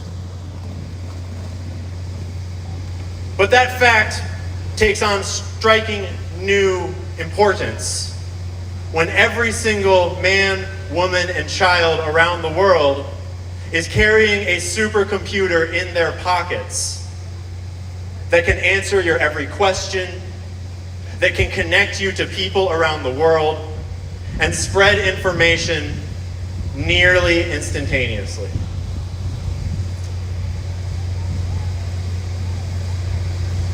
It would be much harder for our government to justify a war with a nuclear-armed Russia on the soil of Ukraine if we all knew about the striking number of facts that point towards the CIA's involvement in the Maidan Revolution in 2014. It would be a lot harder for Israel to propagate their 80-year-long apartheid and their damn near genocide today if we can all see right in our screens the people of Palestine burying their loved ones in their homes, in their schools, in their mosques, and in their hospitals. Information is powerful. And governments know, and have always known, that at a certain level, they only govern with the consent of the governed. Although lately, that relationship has been stretched pretty damn far. And so our governments know that they must manufacture consent for these conflicts in this new war of information. And consent is manufactured where people communicate and share ideas and spread information. And today, that is your social media feed. That is your Twitter account, your Instagram, your Facebook, etc. So the Facebooks, the Twitters, your feeds have become the battlefield in the first line of this war that is designed to manufacture consent among the public. And you may think, I don't pay attention to the politics, I just watch cat videos, it's no big deal, they can't get to me. And I'm here to tell you that you cannot escape this conflict because being distracted by cat videos is damn near as effective as being dissuaded by disinformation. Most people today have no idea how total this war is. Because the military-industrial complex that John F. Kennedy warned us all about, it does not exist on an island. It is not a solitary entity existing in a vacuum. These are public corporations that are traded on our public stock markets. And that means that they have owners. They have an ownership class. And when you follow the money, you very quickly realize that the people that own Lockheed Martin and Raytheon, General Dynamics, all the rest of them, are BlackRock, Vanguard, State Street, and all of the too big to fail mega banks that we've been bailing out for the last 30 years. Conveniently, they also all own each other. And then you start to think about it and you realize that these very same corrupt financial institutions that are the top owners of the war machine, they also are the top owners of Pfizer and of General Mills and of your car companies and of your water utility companies. They're even the top owners of all of the biggest funerary companies in America, so that when you have to bury the dead in their proxy wars that come home from abroad, they have a service for you. And it's important to take a moment to think about what that means. when the boss of the boss at Lockheed Martin is the exact same banker of the boss at Pfizer as the boss of the boss at General Mills, suddenly all incentives are aligned. And so this warfare is not only about warfare on the battlefield, and it's not only about bloodshed, because if you're distracted by your cat videos, you're not making a lot of problems for the other branch of this profit-making machine. If you're sick because you ate too much food that did nothing but poison you, you're not going to be doing too much to combat this profit-making machine. They all serve the same masters, and those masters are the financiers at the top of the banking industry. Shout out, all wars are bankers' wars. They always have been, and they still are today.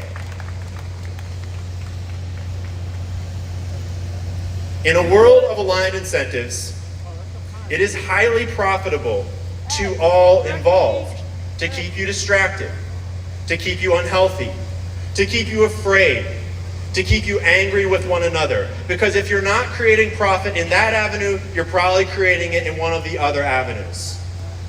It brings a whole new meaning to the phrase, a rising tide lifts all boats, when you realize that that tide is the blood and the bodies of millions of civilians all around the world that have died in these proxy wars for profit. And so that is why we speak for peace, is because of this new face of war. The war that is not only fought with weapons and guns and tanks and bombs anymore. Now it is fought with information, it is fought with ideas, emotions, words.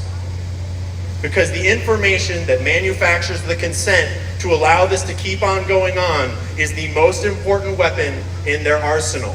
And without it, they can do nothing if we do not consent to this governance. And so, thank you. And so, just like John F. Kennedy said a generation ago, we stand here today for peace because of this new face of war. But the good thing is that this war is not fought with weapons. And so I'm calling on you not to fight with weapons, but to stand and fight in this war with your words and with your emotions and with your ideas. And maybe we can spread this message, and rather than manufacturing consent, we can manufacture peace. Not just peace for our people, but peace for all people. Not just peace in our time, but peace in all time. Thank you.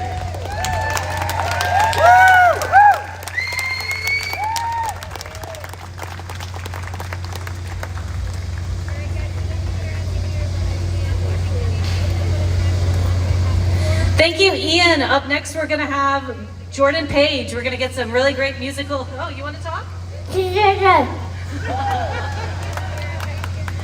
Great job. Okay, thank you guys. Stick around. We're just going to set up real quick, and Jordan's going to get us rocking.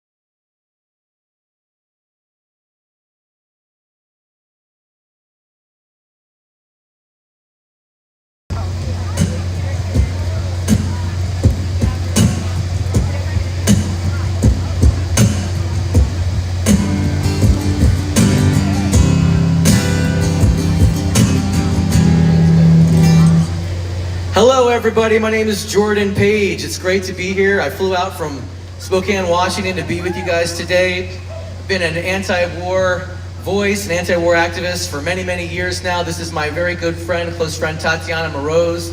She and I have been singing about ending wars and ending government corruption for as long as I can remember now. And so we're just stoked to be here with you guys today. Thanks to Rage Against the War Machine for bringing us back out. We were at the first one. Super happy to be here for this one. So thank you guys for participating in this. And we're gonna start with a song. This is my brand new single that just came out. It's called Free Ross. It's a call for Ross Ulbricht, who is a political prisoner, to be released from prison. He was given 3 consecutive life sentences, which in the federal system, there's no parole. So he's basically in there for the rest of his life. We're building a website. I encourage you to check out freeross.org to learn all about Ross. And this is the song I wrote for him. Our shirts say Free Ross Day 1 because President Trump has promised to free him on day 1 of his next term. So thankful for that. And we want to hold him to that promise. That means a lot to us. And there's a booth over there if you guys want to get your own shirt and sign the petition. Be sure to do that. So this song has a very choral type chorus, and I would love for you guys to sing it along with us. It's just a chant with the words Free Ross. You'll catch on as we go. Here we go.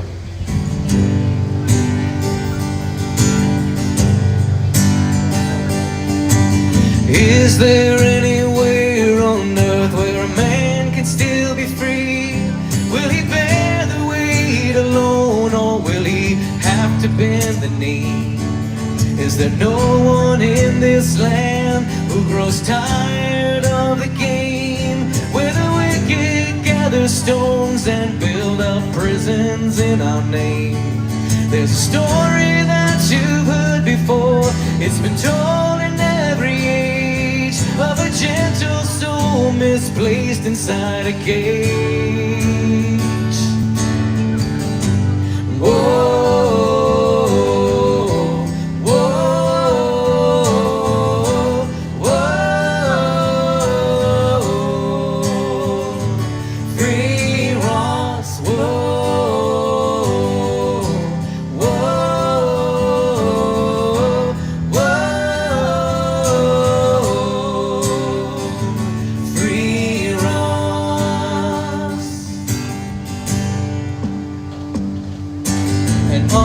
And philosopher, embattled by the steel of a self designed to force all men to kneel. But he's patient and determined in his endless duel with time, in a sentence unbefitting of his crime. Will you bend your ear to listen? Will you turn your face to see the injustice staring back at you and me? Whoa, whoa, whoa. Free Ross, whoa, whoa, whoa. Free Ross. He stands in the presence, looking back, he sees the boy he was is gone. And there's no pretending, living day to day in death he carries on. Whoa.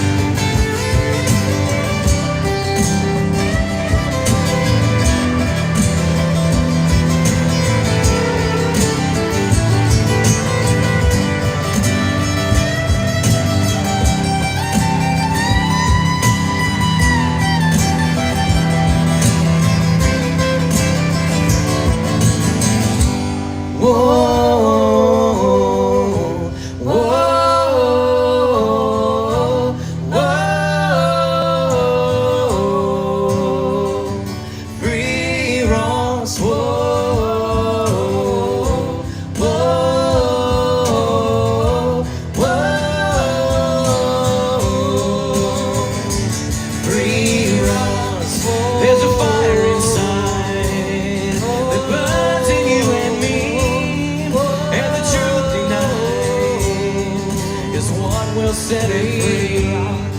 And the years go by like strangers in a dream. And the reasons why are more than what they seem. I'm awake tonight, and His Spirit spoke to me. I can't be blind. Said Ross, don't break free. Whoa, whoa, whoa. Free Ross, whoa, whoa, whoa. Free Ross. Thank you guys so much.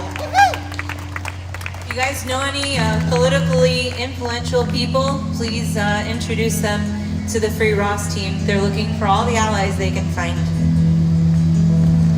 This next song is a song about ending the wars. It's called Listen.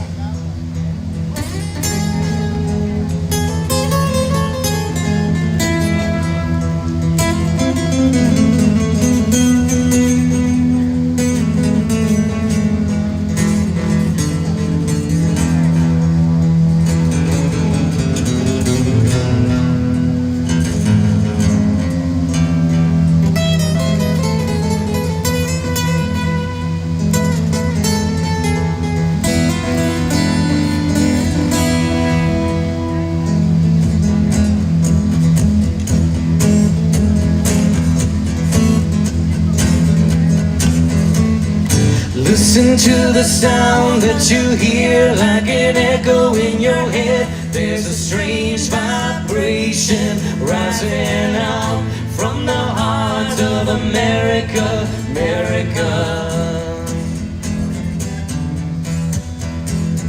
Listen to the sound of the drum calling players to the game of the new world order. Don't be caught unaware when the heads start rolling.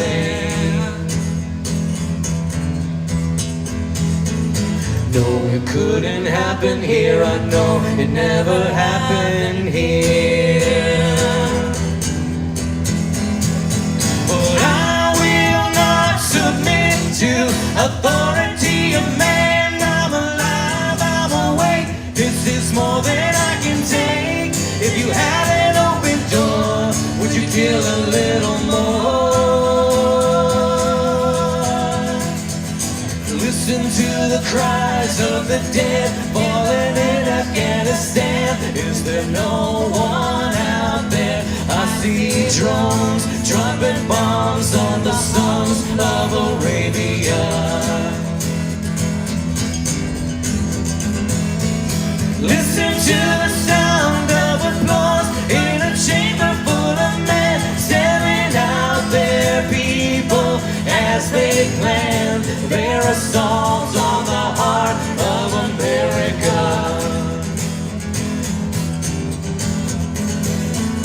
No, it couldn't happen here. I know it never happened here. And to authority of man, I'm alive, I'm awake. This is more than I can take. If you had an open door, would you kill a little more?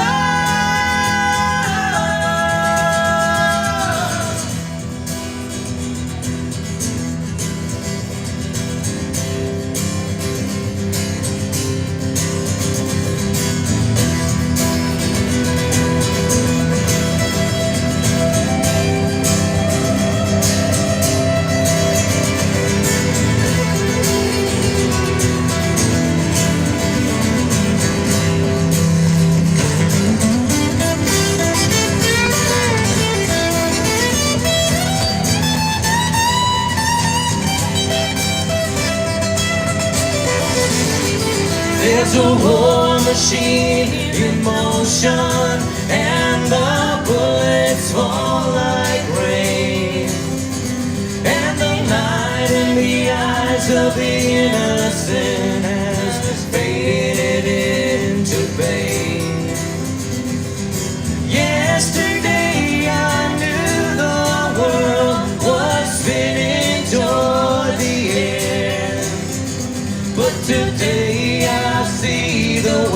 land, and it's too late to pretend.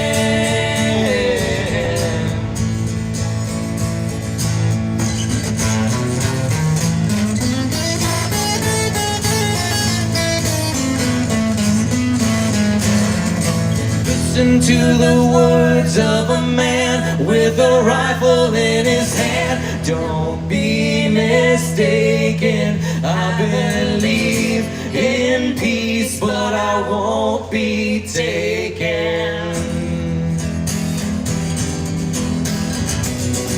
And I will not submit to authority of man. I'm ready to die, but not for a lie. See the signs of fear, you know it's gonna happen here.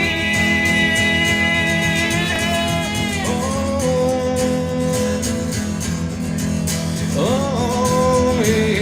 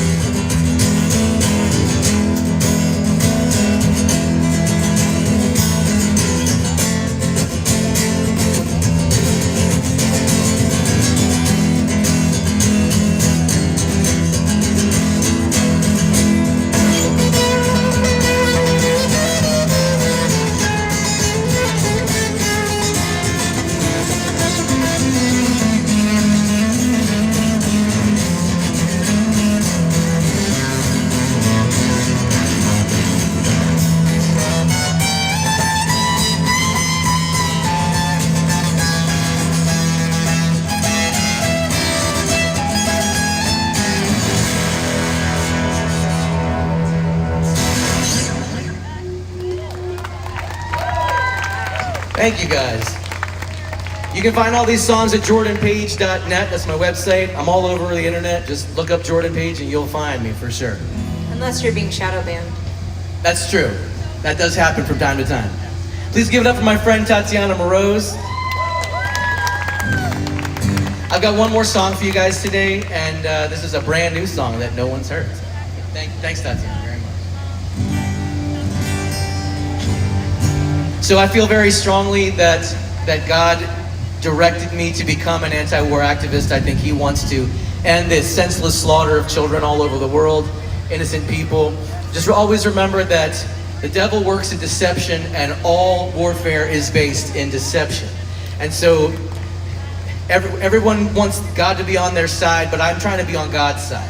And so in a time where fear and lies are just commonplace, and we just eat from this buffet of lies and fear every day, all day, the same part of the brain that generates the electricity during times of fear is the same part that generates gratitude. So if you focus on gratitude, it will dispel that fear, it will dispel this deception. And so I wrote this song as a song of gratitude. This is called Thank You, God. Thank you. It's in this key, never mind. Thank you, God, that you're a healer. Thank you, God, that you are wise. Thank you for washing away my sins the day I was baptized. Thank you, God, for revelations. Thank you for your kingdom come. Thank you for the cross, the empty tomb, and Christ your risen Son. Thank you, God, for peace and mercy and forgiveness without end. 'Cause the truth is that without you, I would break before I'd bend. When I wonder where I'm going, when I look at where I've been, I can see you making straight the way to save me from my sins. Thank you, God, for all my children, for the love that fills my day. Thank you for your presence, for the truth, the life, the way. Thank you, God, for all the gospels, for the word that sees me through. Thank you for your Holy Spirit, Lord, and thank God for you too. Oh, thank you, God, for grace and mercy and forgiveness without end. 'Cause the truth is that without you, I would break before I'd bend. When I wonder where I'm going, when I look at where I've been, I can see you making straight the way to save me from my sins. And at the end of day, I lay my body down and I whisper, blessed God are you. 'Cause I want to be in your presence here and now. Nothing can take your place that no one else will do. Thank you, God, for understanding where I'm weak and where I'm strong. And thank you, God, for giving me the words to write this song. Thank you, God, for all your love and what's more, your peace of mind. Thank you for your omnipresence, Lord, and thanks for being kind.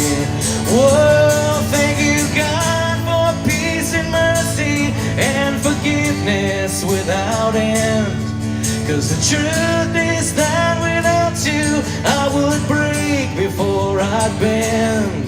When I wonder where I'm going, when I look back at who I've been, I can see you making straight the way to save me from my sins. When I look at where I'm going, when I look back at who I've been, it was always you fighting for me. Thank God you always win. Thank you guys so much. My name's Jordan Page, jordanpage.net. Thank you for supporting Rage Against the War Machine. Thank you.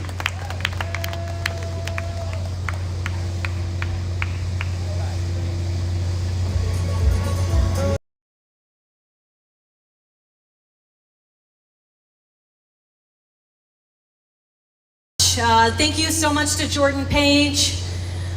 I hope that everyone here is on board with Free Ross Day 1.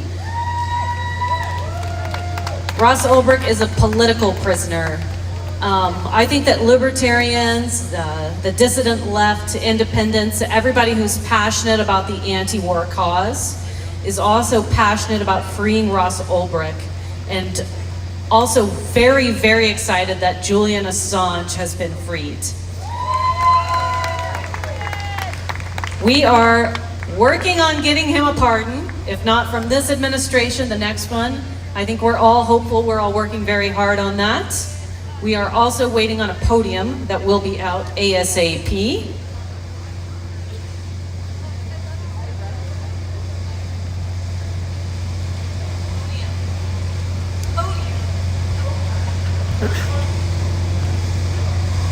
And they are bringing that podium right out. And here it comes. It's a big, beautiful podium on a big, beautiful page. Thank you guys so much. Thank you to our crew that is also working very hard today. And speaking of political prisoners and Julian Assange, while I know everyone here is an incredible advocate and fan of Julian Assange, one of the biggest advocates for Julian Assange has got to be his brother, Gabriel Shipton. Please welcome him to the stage.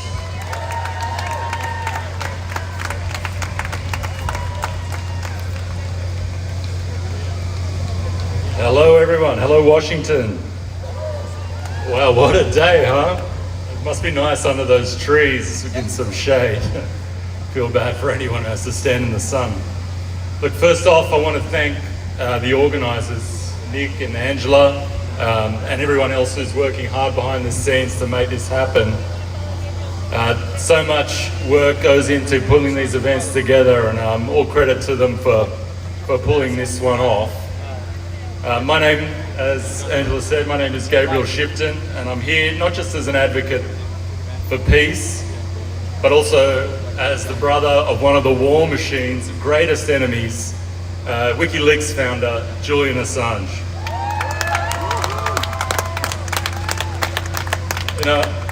One of Julian's quotes, this goes back to when it was the very early days of when he founded WikiLeaks, and he put out a white paper called Conspiracy of Governance. And one of the quotes that he led that white paper with was from Teddy Roosevelt, and it's from over a century ago.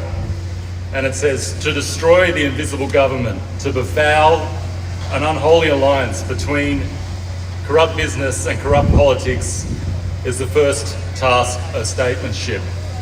And I think we can all agree that not many of our leaders these days agree with that quote as their first task of statesmanship. But 100 years later, Julian accepted Roosevelt's call and developed what he called the Intelligence Agency of the People, an uncensorable website with 100% record of accuracy that brought us original source documents from inside corrupt business and corrupt governments from all around the world. You've got to imagine our government as an iceberg. The tip, the only part visible that we can see, is made up of the public statements and the state propaganda. But beneath the water, out of sight, lies the vast mass of vested interest profiteers that drive us into these endless wars against our own interest. Julian exposed those interests, and for that, he was punished. Julian called it scientific journalism, providing access to original source documents on WikiLeaks, empowered us to see through propaganda and understand the true goal, not winnable, but endless wars that would allow a transnational security elite to wash our tax dollars in blood and line their own pockets. There isn't a place on earth that hasn't been touched by Julian's secrecy-busting machine. You can point to any place on the globe and there will be a document on WikiLeaks that will tell you what is really going on there. And now I want to give you an example of the power of this machine, the power of these original source documents, what they can actually do. They can actually bring about the end of a war. One single document, a cable from the US Embassy in Iraq back to the State Department here in Washington, DC. A cable that described how a group of soldiers went into a house and killed an Iraqi family, killed the children in the house, killed the grandparents, the fathers, the mothers in that house, and then called in an airstrike to destroy the evidence of their killing. The Iraqi government found out about this through the WikiLeaks cable, and that government summoned up all their power. They were very weak at the time because they'd been ravaged by this war that had been going on for many years, and they were able to summon up their power using this cable and refuse to renew the status of forces agreement, which eventually led to the Obama administration withdrawing the majority of the troops from Iraq. So that is the actual impact that a single leaked document can have to end a war. But Julian sacrificed so much to bring us these truths.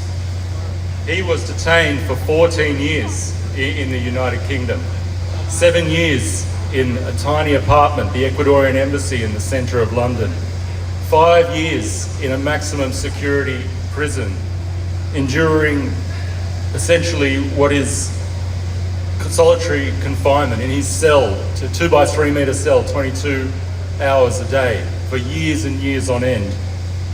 Countless smears in the media, this kind of psychological torture that was levelled against him, to punish him, to make an example of him, to say to everybody else that if you expose these kind of things, if you expose these secrets, this will what happened to you.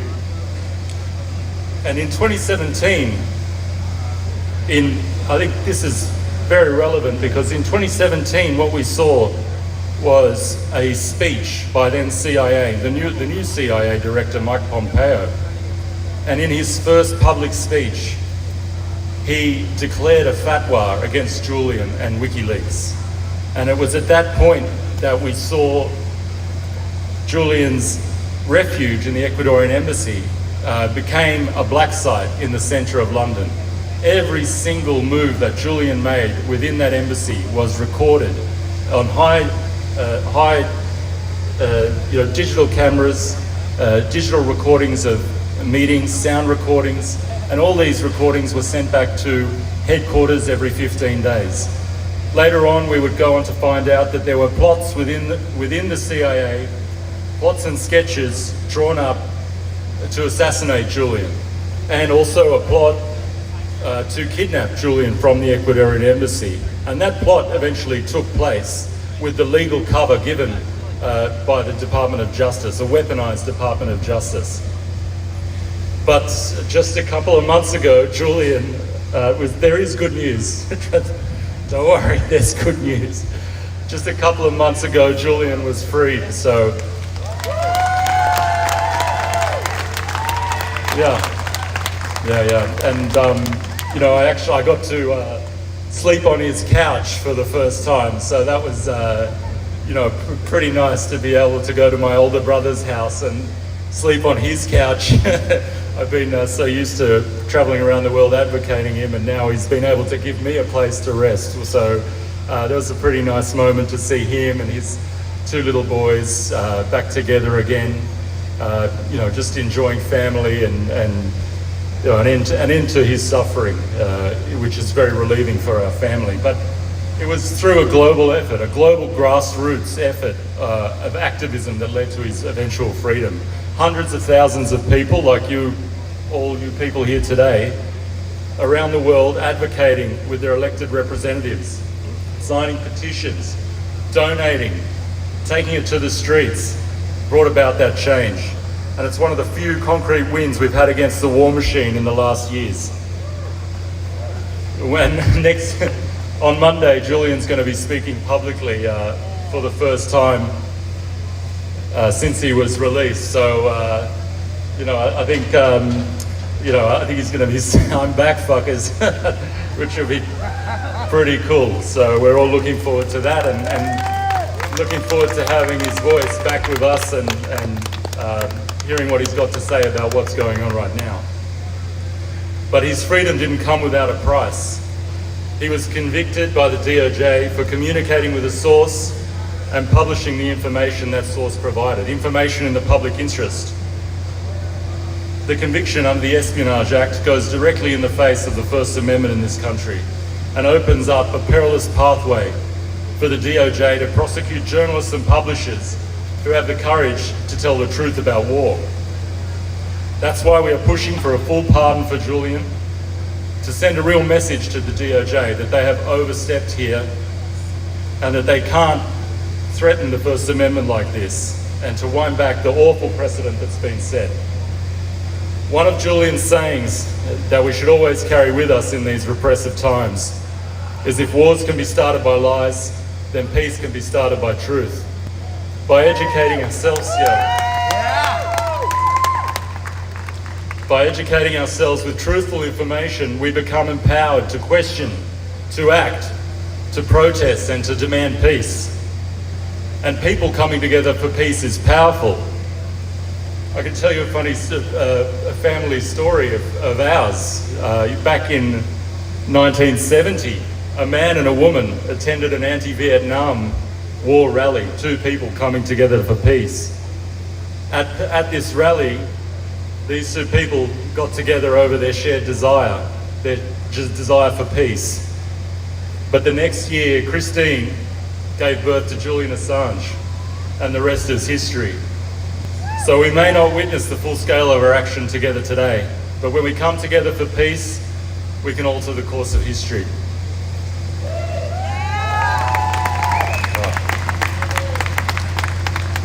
So Roosevelt, back to old Teddy Roosevelt, called to dismantle the unholy alliance between corrupt business and corrupt politics, and has left to us to continue this call for proper statesmanship and to demand governance that prioritises peace. So I want to thank you everyone for coming today and standing with us to bring an end to conflict around the world. And please visit pardonassange.org to join our campaign to pardon Julian. And we're having a little party tonight at the 14th and V Street, Busboys and Poets. So come down to that tonight if you want to celebrate with us and celebrate Julian's freedom. So thanks everyone. Peace.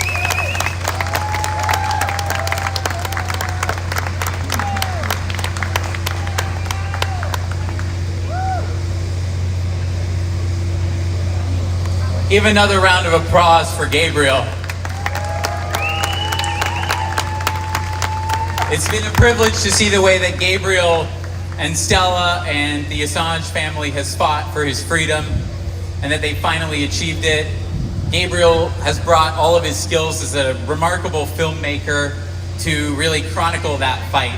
And so it's a real honor to have him here, and it's a real honor that it is right at the cusp of Julian Assange having finally been released and finally being ready to rejoin public life at the beginning of October. I know, for one, speaking for myself, he's a personal hero, and it will be great to have his voice back out there guiding us all. Next up, I want to introduce another great friend.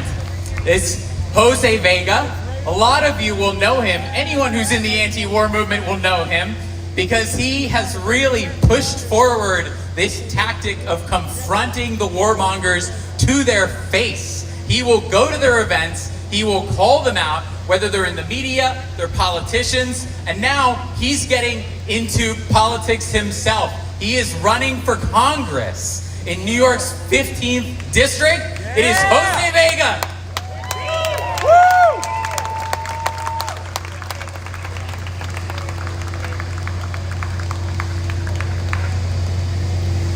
Okay.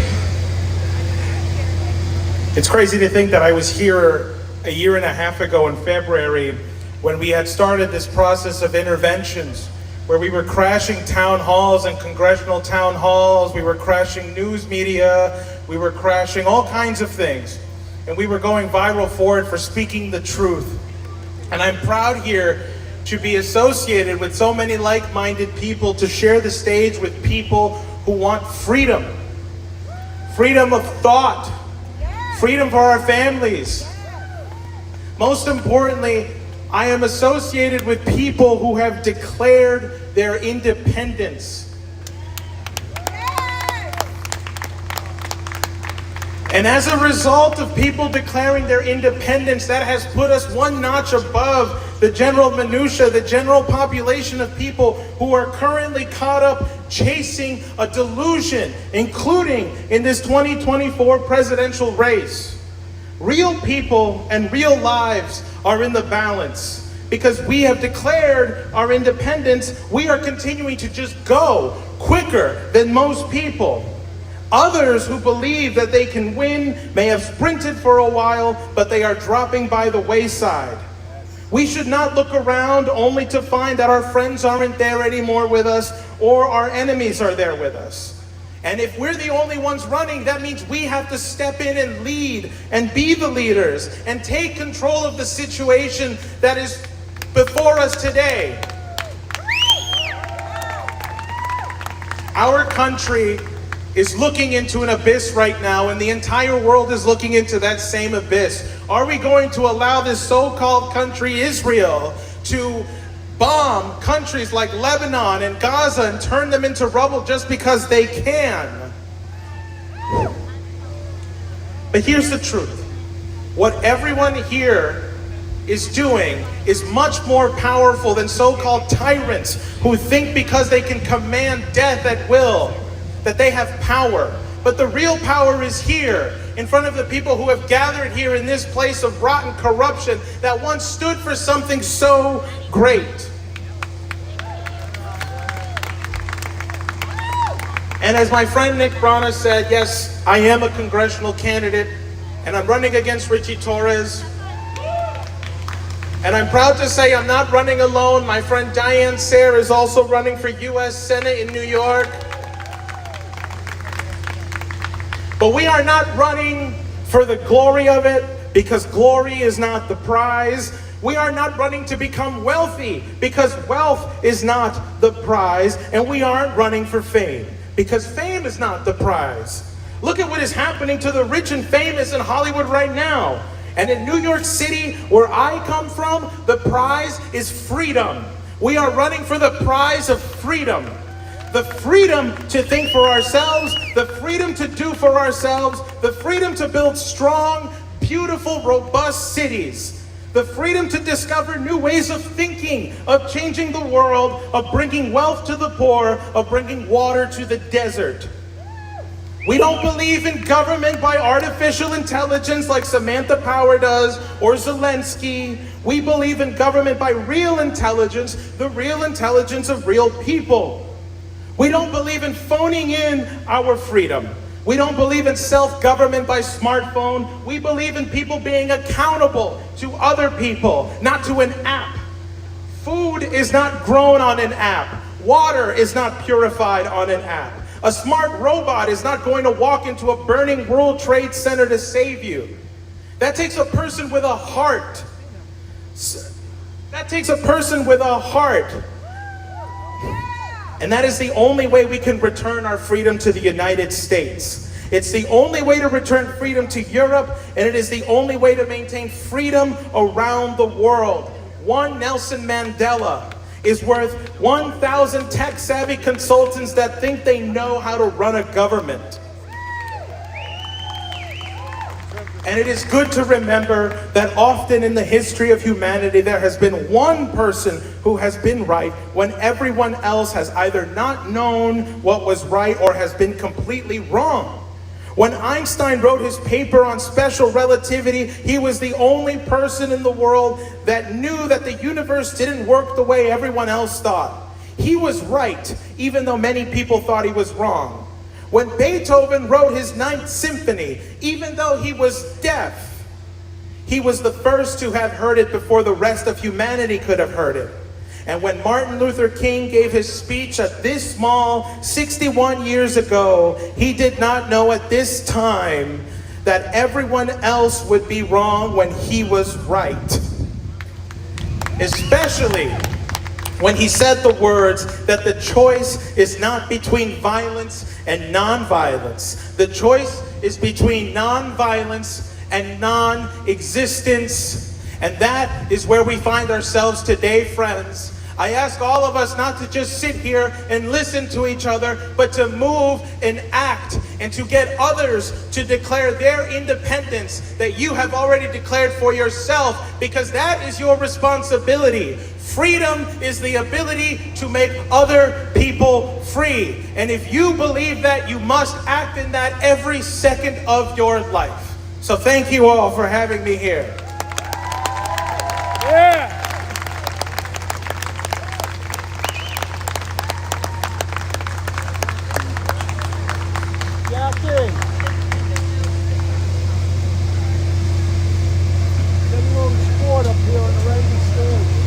Thank you so much to everybody for being here. Our next speaker is also our co-host and co-organizer. I want to welcome to the stage the chair and founder of the People's Party and an essential person on the Kennedy campaign, Nick Brana. Hey, Nick.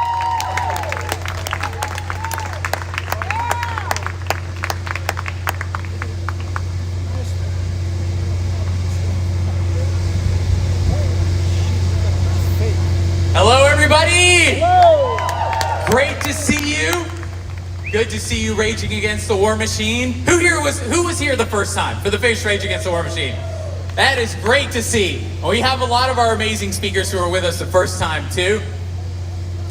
You know, war has always, as you've heard from some of the other speakers, it's always been a moral, a spiritual, and an economic catastrophe. Just to use some examples from our own time, war is being used as an excuse to liquidate our freedoms in this country. It's being used as an excuse to take our freedom of speech, to surveil everything that we say and do online, to collect it in a massive data center where it's now being analyzed by artificial intelligence to build models of who is a dissident, who needs to be targeted by the government. It's been used to take resources that should be going towards providing for people. It was Dwight D. Eisenhower who said that in the final sense, every bomb dropped is food that is taken from the hungry and is clothes and shelter that is denied to the cold. It's also, of course, used to dominate the world. It's used to kill millions of people in Iraq, in Afghanistan, in Syria, in Libya, around the world. And it always has been. I want to talk about, though, a new aspect of war. Because in the modern age, war is no longer only an economic and a moral and a spiritual travesty, but it is also not survivable as a human species. When an intelligent species, civilization, crosses a certain threshold, as we did in 1945, and invents existentially threatening weapons, nuclear weapons in our case, it gains the ability to destroy itself for the first time. Carl Sagan called it our technological adolescence. We've entered the period at which we can wipe ourselves out, but we do not yet have the wisdom or the institutions to avoid doing so. Today, nuclear weapons are being joined by the advance of technology by other existentially threatening weapons. I had the privilege of working with Bobby Kennedy for the past year as a senior advisor and his ballot access director. There's some Bobby Kennedy fans out there, I see.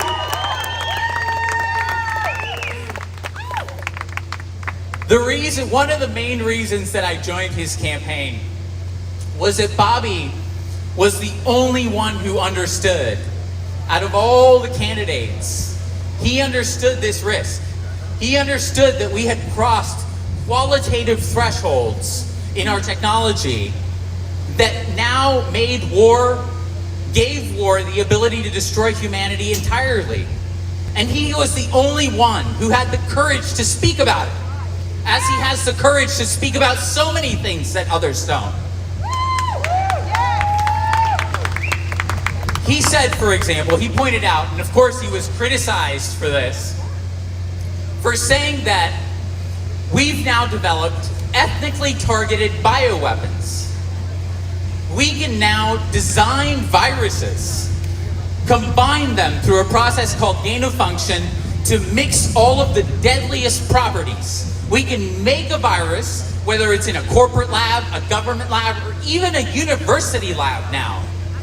We can combine the deadliest viruses, that mortality rate, with a high rate of virulence, it spreads through the air, very contagious, and a high incubation period.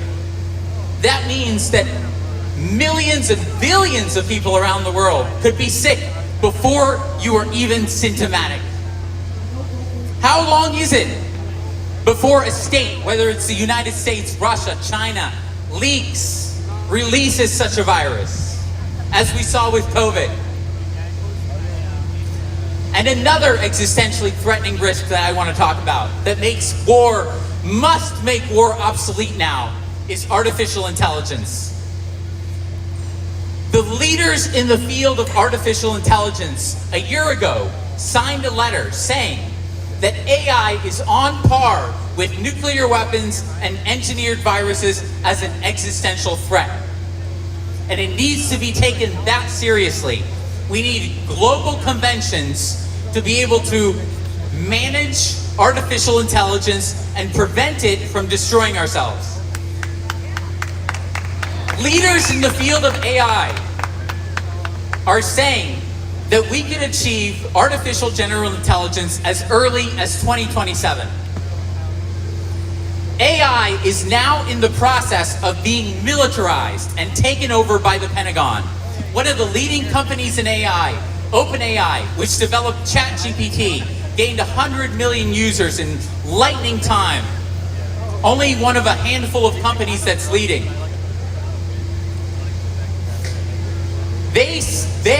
The founder, Sam Altman, has repeatedly stated that artificial intelligence will eventually wipe us all out, but it's going to make a lot of people like him very rich before that happens. Now it's being taken over by, they've added to their board Larry Summers and the former head of the NSA and US Cyber Command.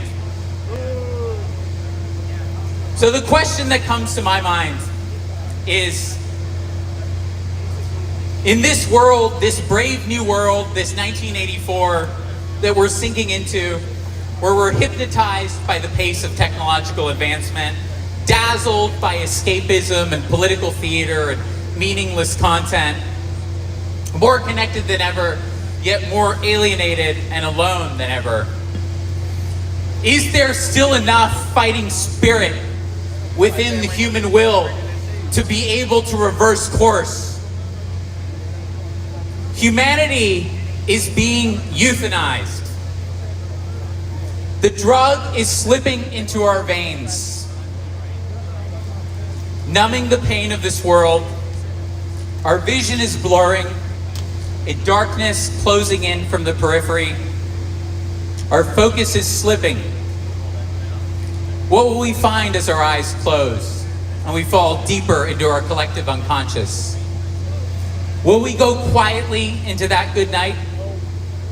Will we surrender to the sedatives? To the beckon of the infinite nothingness?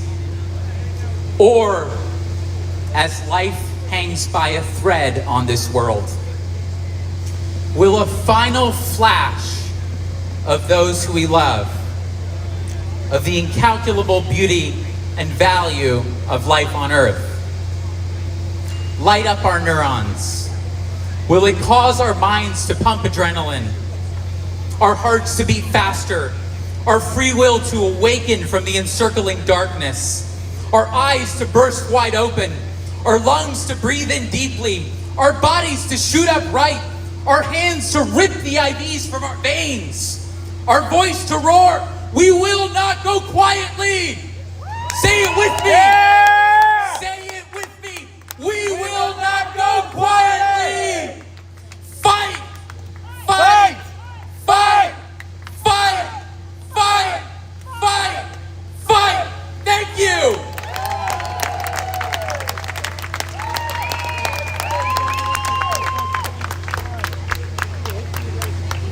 Nick. Thank you so much, Nick. Up next, we're going to have Tatiana Moroz, a beautiful and graceful singer and songwriter.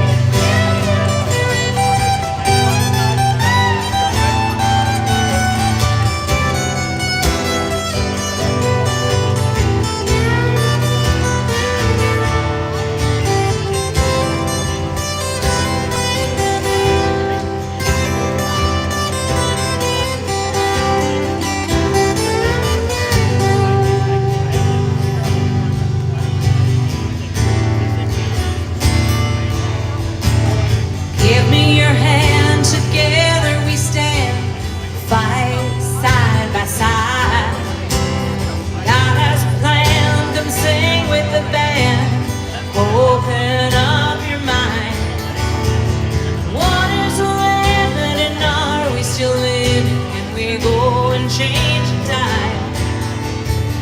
Tell me what to do when they come for you. Tell me what to do when they come for you. I know what to do when they come for you, 'cause I know we're free inside. Thank you. So this is Jordan Page. I'm Tatiana Moroz. We are Shadow Band. That should be the name of our band. Damn, that's good. See, I'm just doing this right on the spot, folks. All right, this next song I'm going to take from somebody who probably sold their soul to the devil. But before he did, he made some really good songs. And this is a really classic anti-war song. Unfortunately, it is still relevant today. I hope that I will eventually be able to stop singing it and crying. So the song is called Masters of War.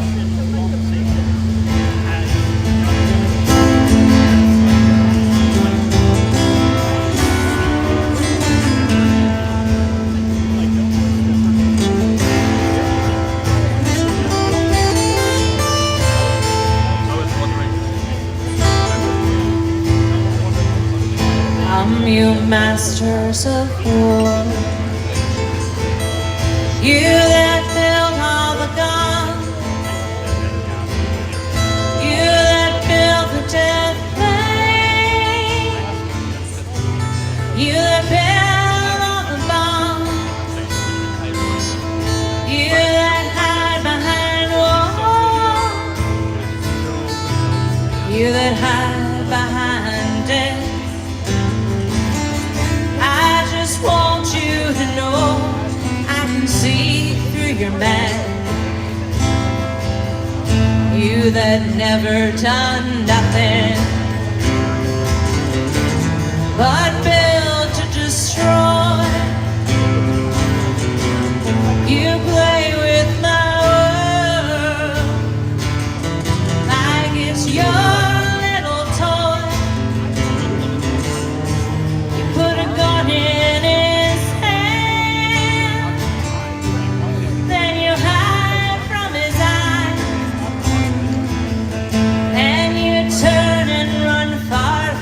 the fast bullets fly, like Judas of old. You lie and deceive. World war can be won. You want me to believe, but I see through your eyes. See through your brain, like I see through the water that runs in my veins. So how much do I know to talk out of turn? You might say that I'm young. You might say there's one thing I know, though I'm younger than you, and even Jesus would never forgive what you do. So let me ask you one question. Is your money that good? Will it buy you forgiveness? Do you think that it could? For threatening my baby, unborn and unnamed.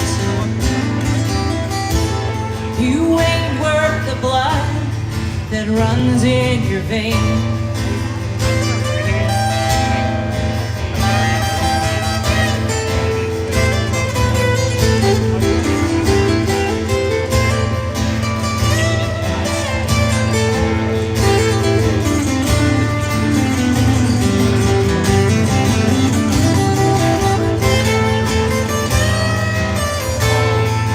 Hope that you die, and your death will come soon.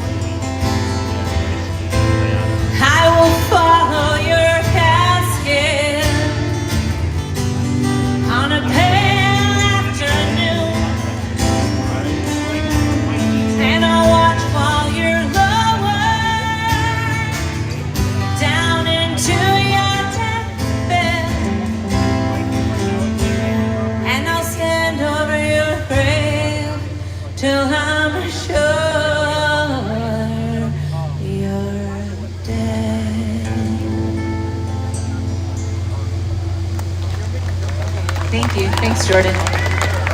All right, so we got a little song crunch. So unfortunately, I didn't do the Silk Road song that I wrote, but please make sure that you go over to freeross.org and check out that case. It's really important. My last song, I'm gonna try and like lift it up a little bit because it's a little depressing. This song is called Never Give Up, and I actually wrote it for the Bitcoin community. One of the best ways to fight the overlords is to participate in the Bitcoin economy. So never give up. Get your money out of these stupid banks, and have control over your finances. All right, it's called Never Give Up.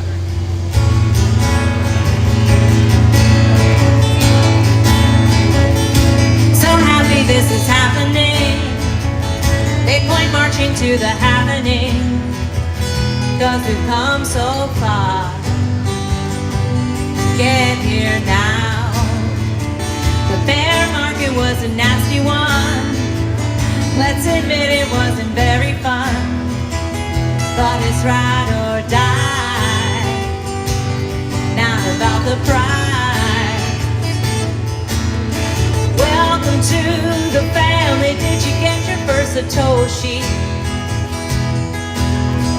Welcome to an army where we never give up. Liberty, autonomy is what we're after. We the people have had about enough, so we'll never give up.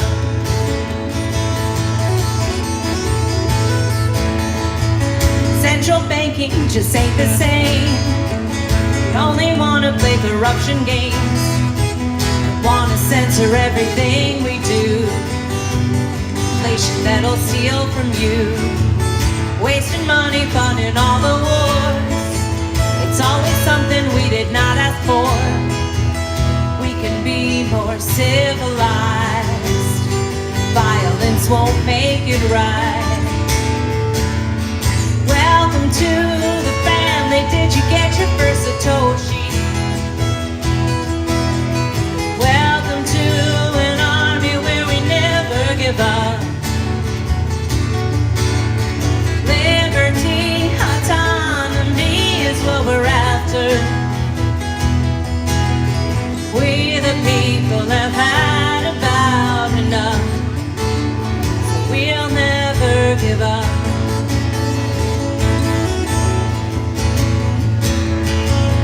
But you can't trust.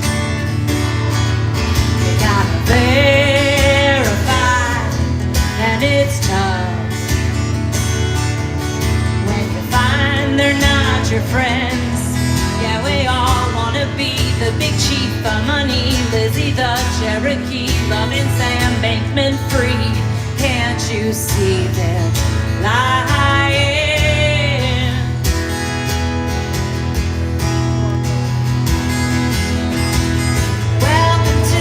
The family, did you get your first Satoshi? Welcome to an army where we never give up. Liberty, autonomy is what we're after. We the people have had about enough, so we'll never give up. No, keep your chin up. Oh, gotta keep your chin up. No, no, we'll never give up. Oh, oh, oh, oh, oh, oh, oh, oh, no, no, no, we'll never give up.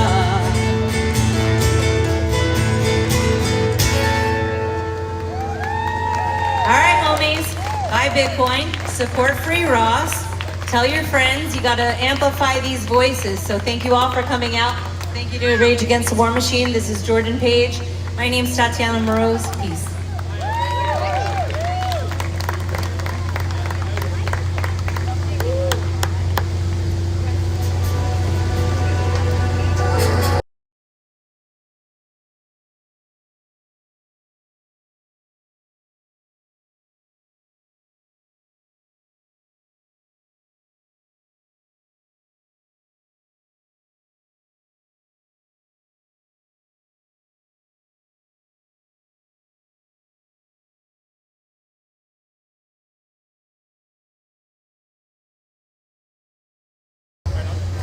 Up next, we are going to have Dave Benner, author of Thomas Paine, A Lifetime of Radicalism. He's also a contributor to the Mises Institute. Let's welcome Dave Benner. Thank you. Thank you. War is the health of the state. Randolph Bourne first said it, and the whole anti-war movement believes it. But the war regime itself subsists on war propaganda. It needs it to create its false narratives and launch its immoral wars. As Daniel McAdams put it, war propaganda greases the wheels of the war machine. The CIA, the military-industrial complex, and the CNN are all aligned on this, and have been for many decades. They always regurgitate the same tired lines. The CIA's latest boogeyman is always a unique Hitler-like figure who will conquer the world unless the US bankrolls a war against him. And if you dare dissent from this view, you're just an appeaser and secret sympathizer of the enemy. They've done it for decades. If you oppose the war in Vietnam, you're called a communist, an ally of Ho Chi Minh. If you protested the invasion of Iraq, they said you were a supporter of Saddam. They're doing the same thing at this exact moment. If you reject NATO expansion and oppose a single penny of the $175 billion spent on Ukraine, they claim you're a pro-Putin Russian agent. I'm sure many in this crowd have had that experience.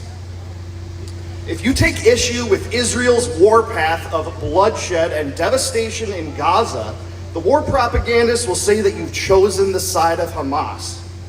And if you reject the view that Iran is an existential threat, I promise you they will call you pro-Ayatollah. They always warn of foreign enemies, but the reality is that the enemies are within our own gates. They're in the halls of Congress, the conference rooms of Foggy Bottom, and on the board of Lockheed Martin. As they push us closer to a nuclear war with Russia and China, they're trying to revive the Cold War and bring about a new doomsday clock. But we don't need a new doomsday clock, we need a new peacetime olive branch. And despite the madness of the regime, war wasn't always the American way. George Washington, whose monument stands before us now, issued the Neutrality Proclamation at the height of the French Revolutionary Wars, and warned of the dangers of foreign entanglements when the Republic was young. Thomas Jefferson, whose monument is to our south, preached that peace, commerce, and honest friendship with all nations, entangling alliances with none, should be the American creed. And when speaking of the best merits of America, John Quincy Adams said that America goes not abroad in search of monsters to destroy. So peace and non-intervention wasn't just some utopian fairy tale. It was the American tradition, and it mostly remained so for over a century. The war regime has thus perverted our first principles for the sake of their costly and indefensible wars. They've charged Edward Snowden and Julian Assange and keep Ross Ulbricht locked up for nonviolent offenses. So laugh at those who parrot war propaganda and counter it with truth. Deride and mock the war regime for plunging us into debt, destroying our currency, and eradicating our civil liberties. Let truth then be the platform upon which this anti-war movement stands. Because as the heroic Julian Assange once said, if wars can be started by lies, peace can be started by truth. And we still believe it. Thank you, Rage Against the War Machine.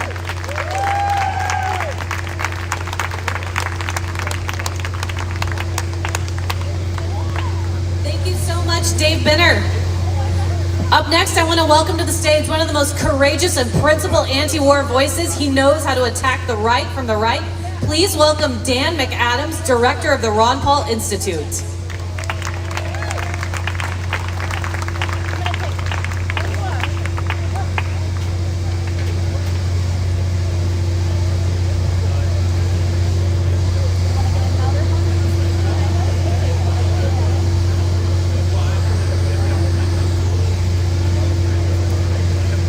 So I just want to take a selfie.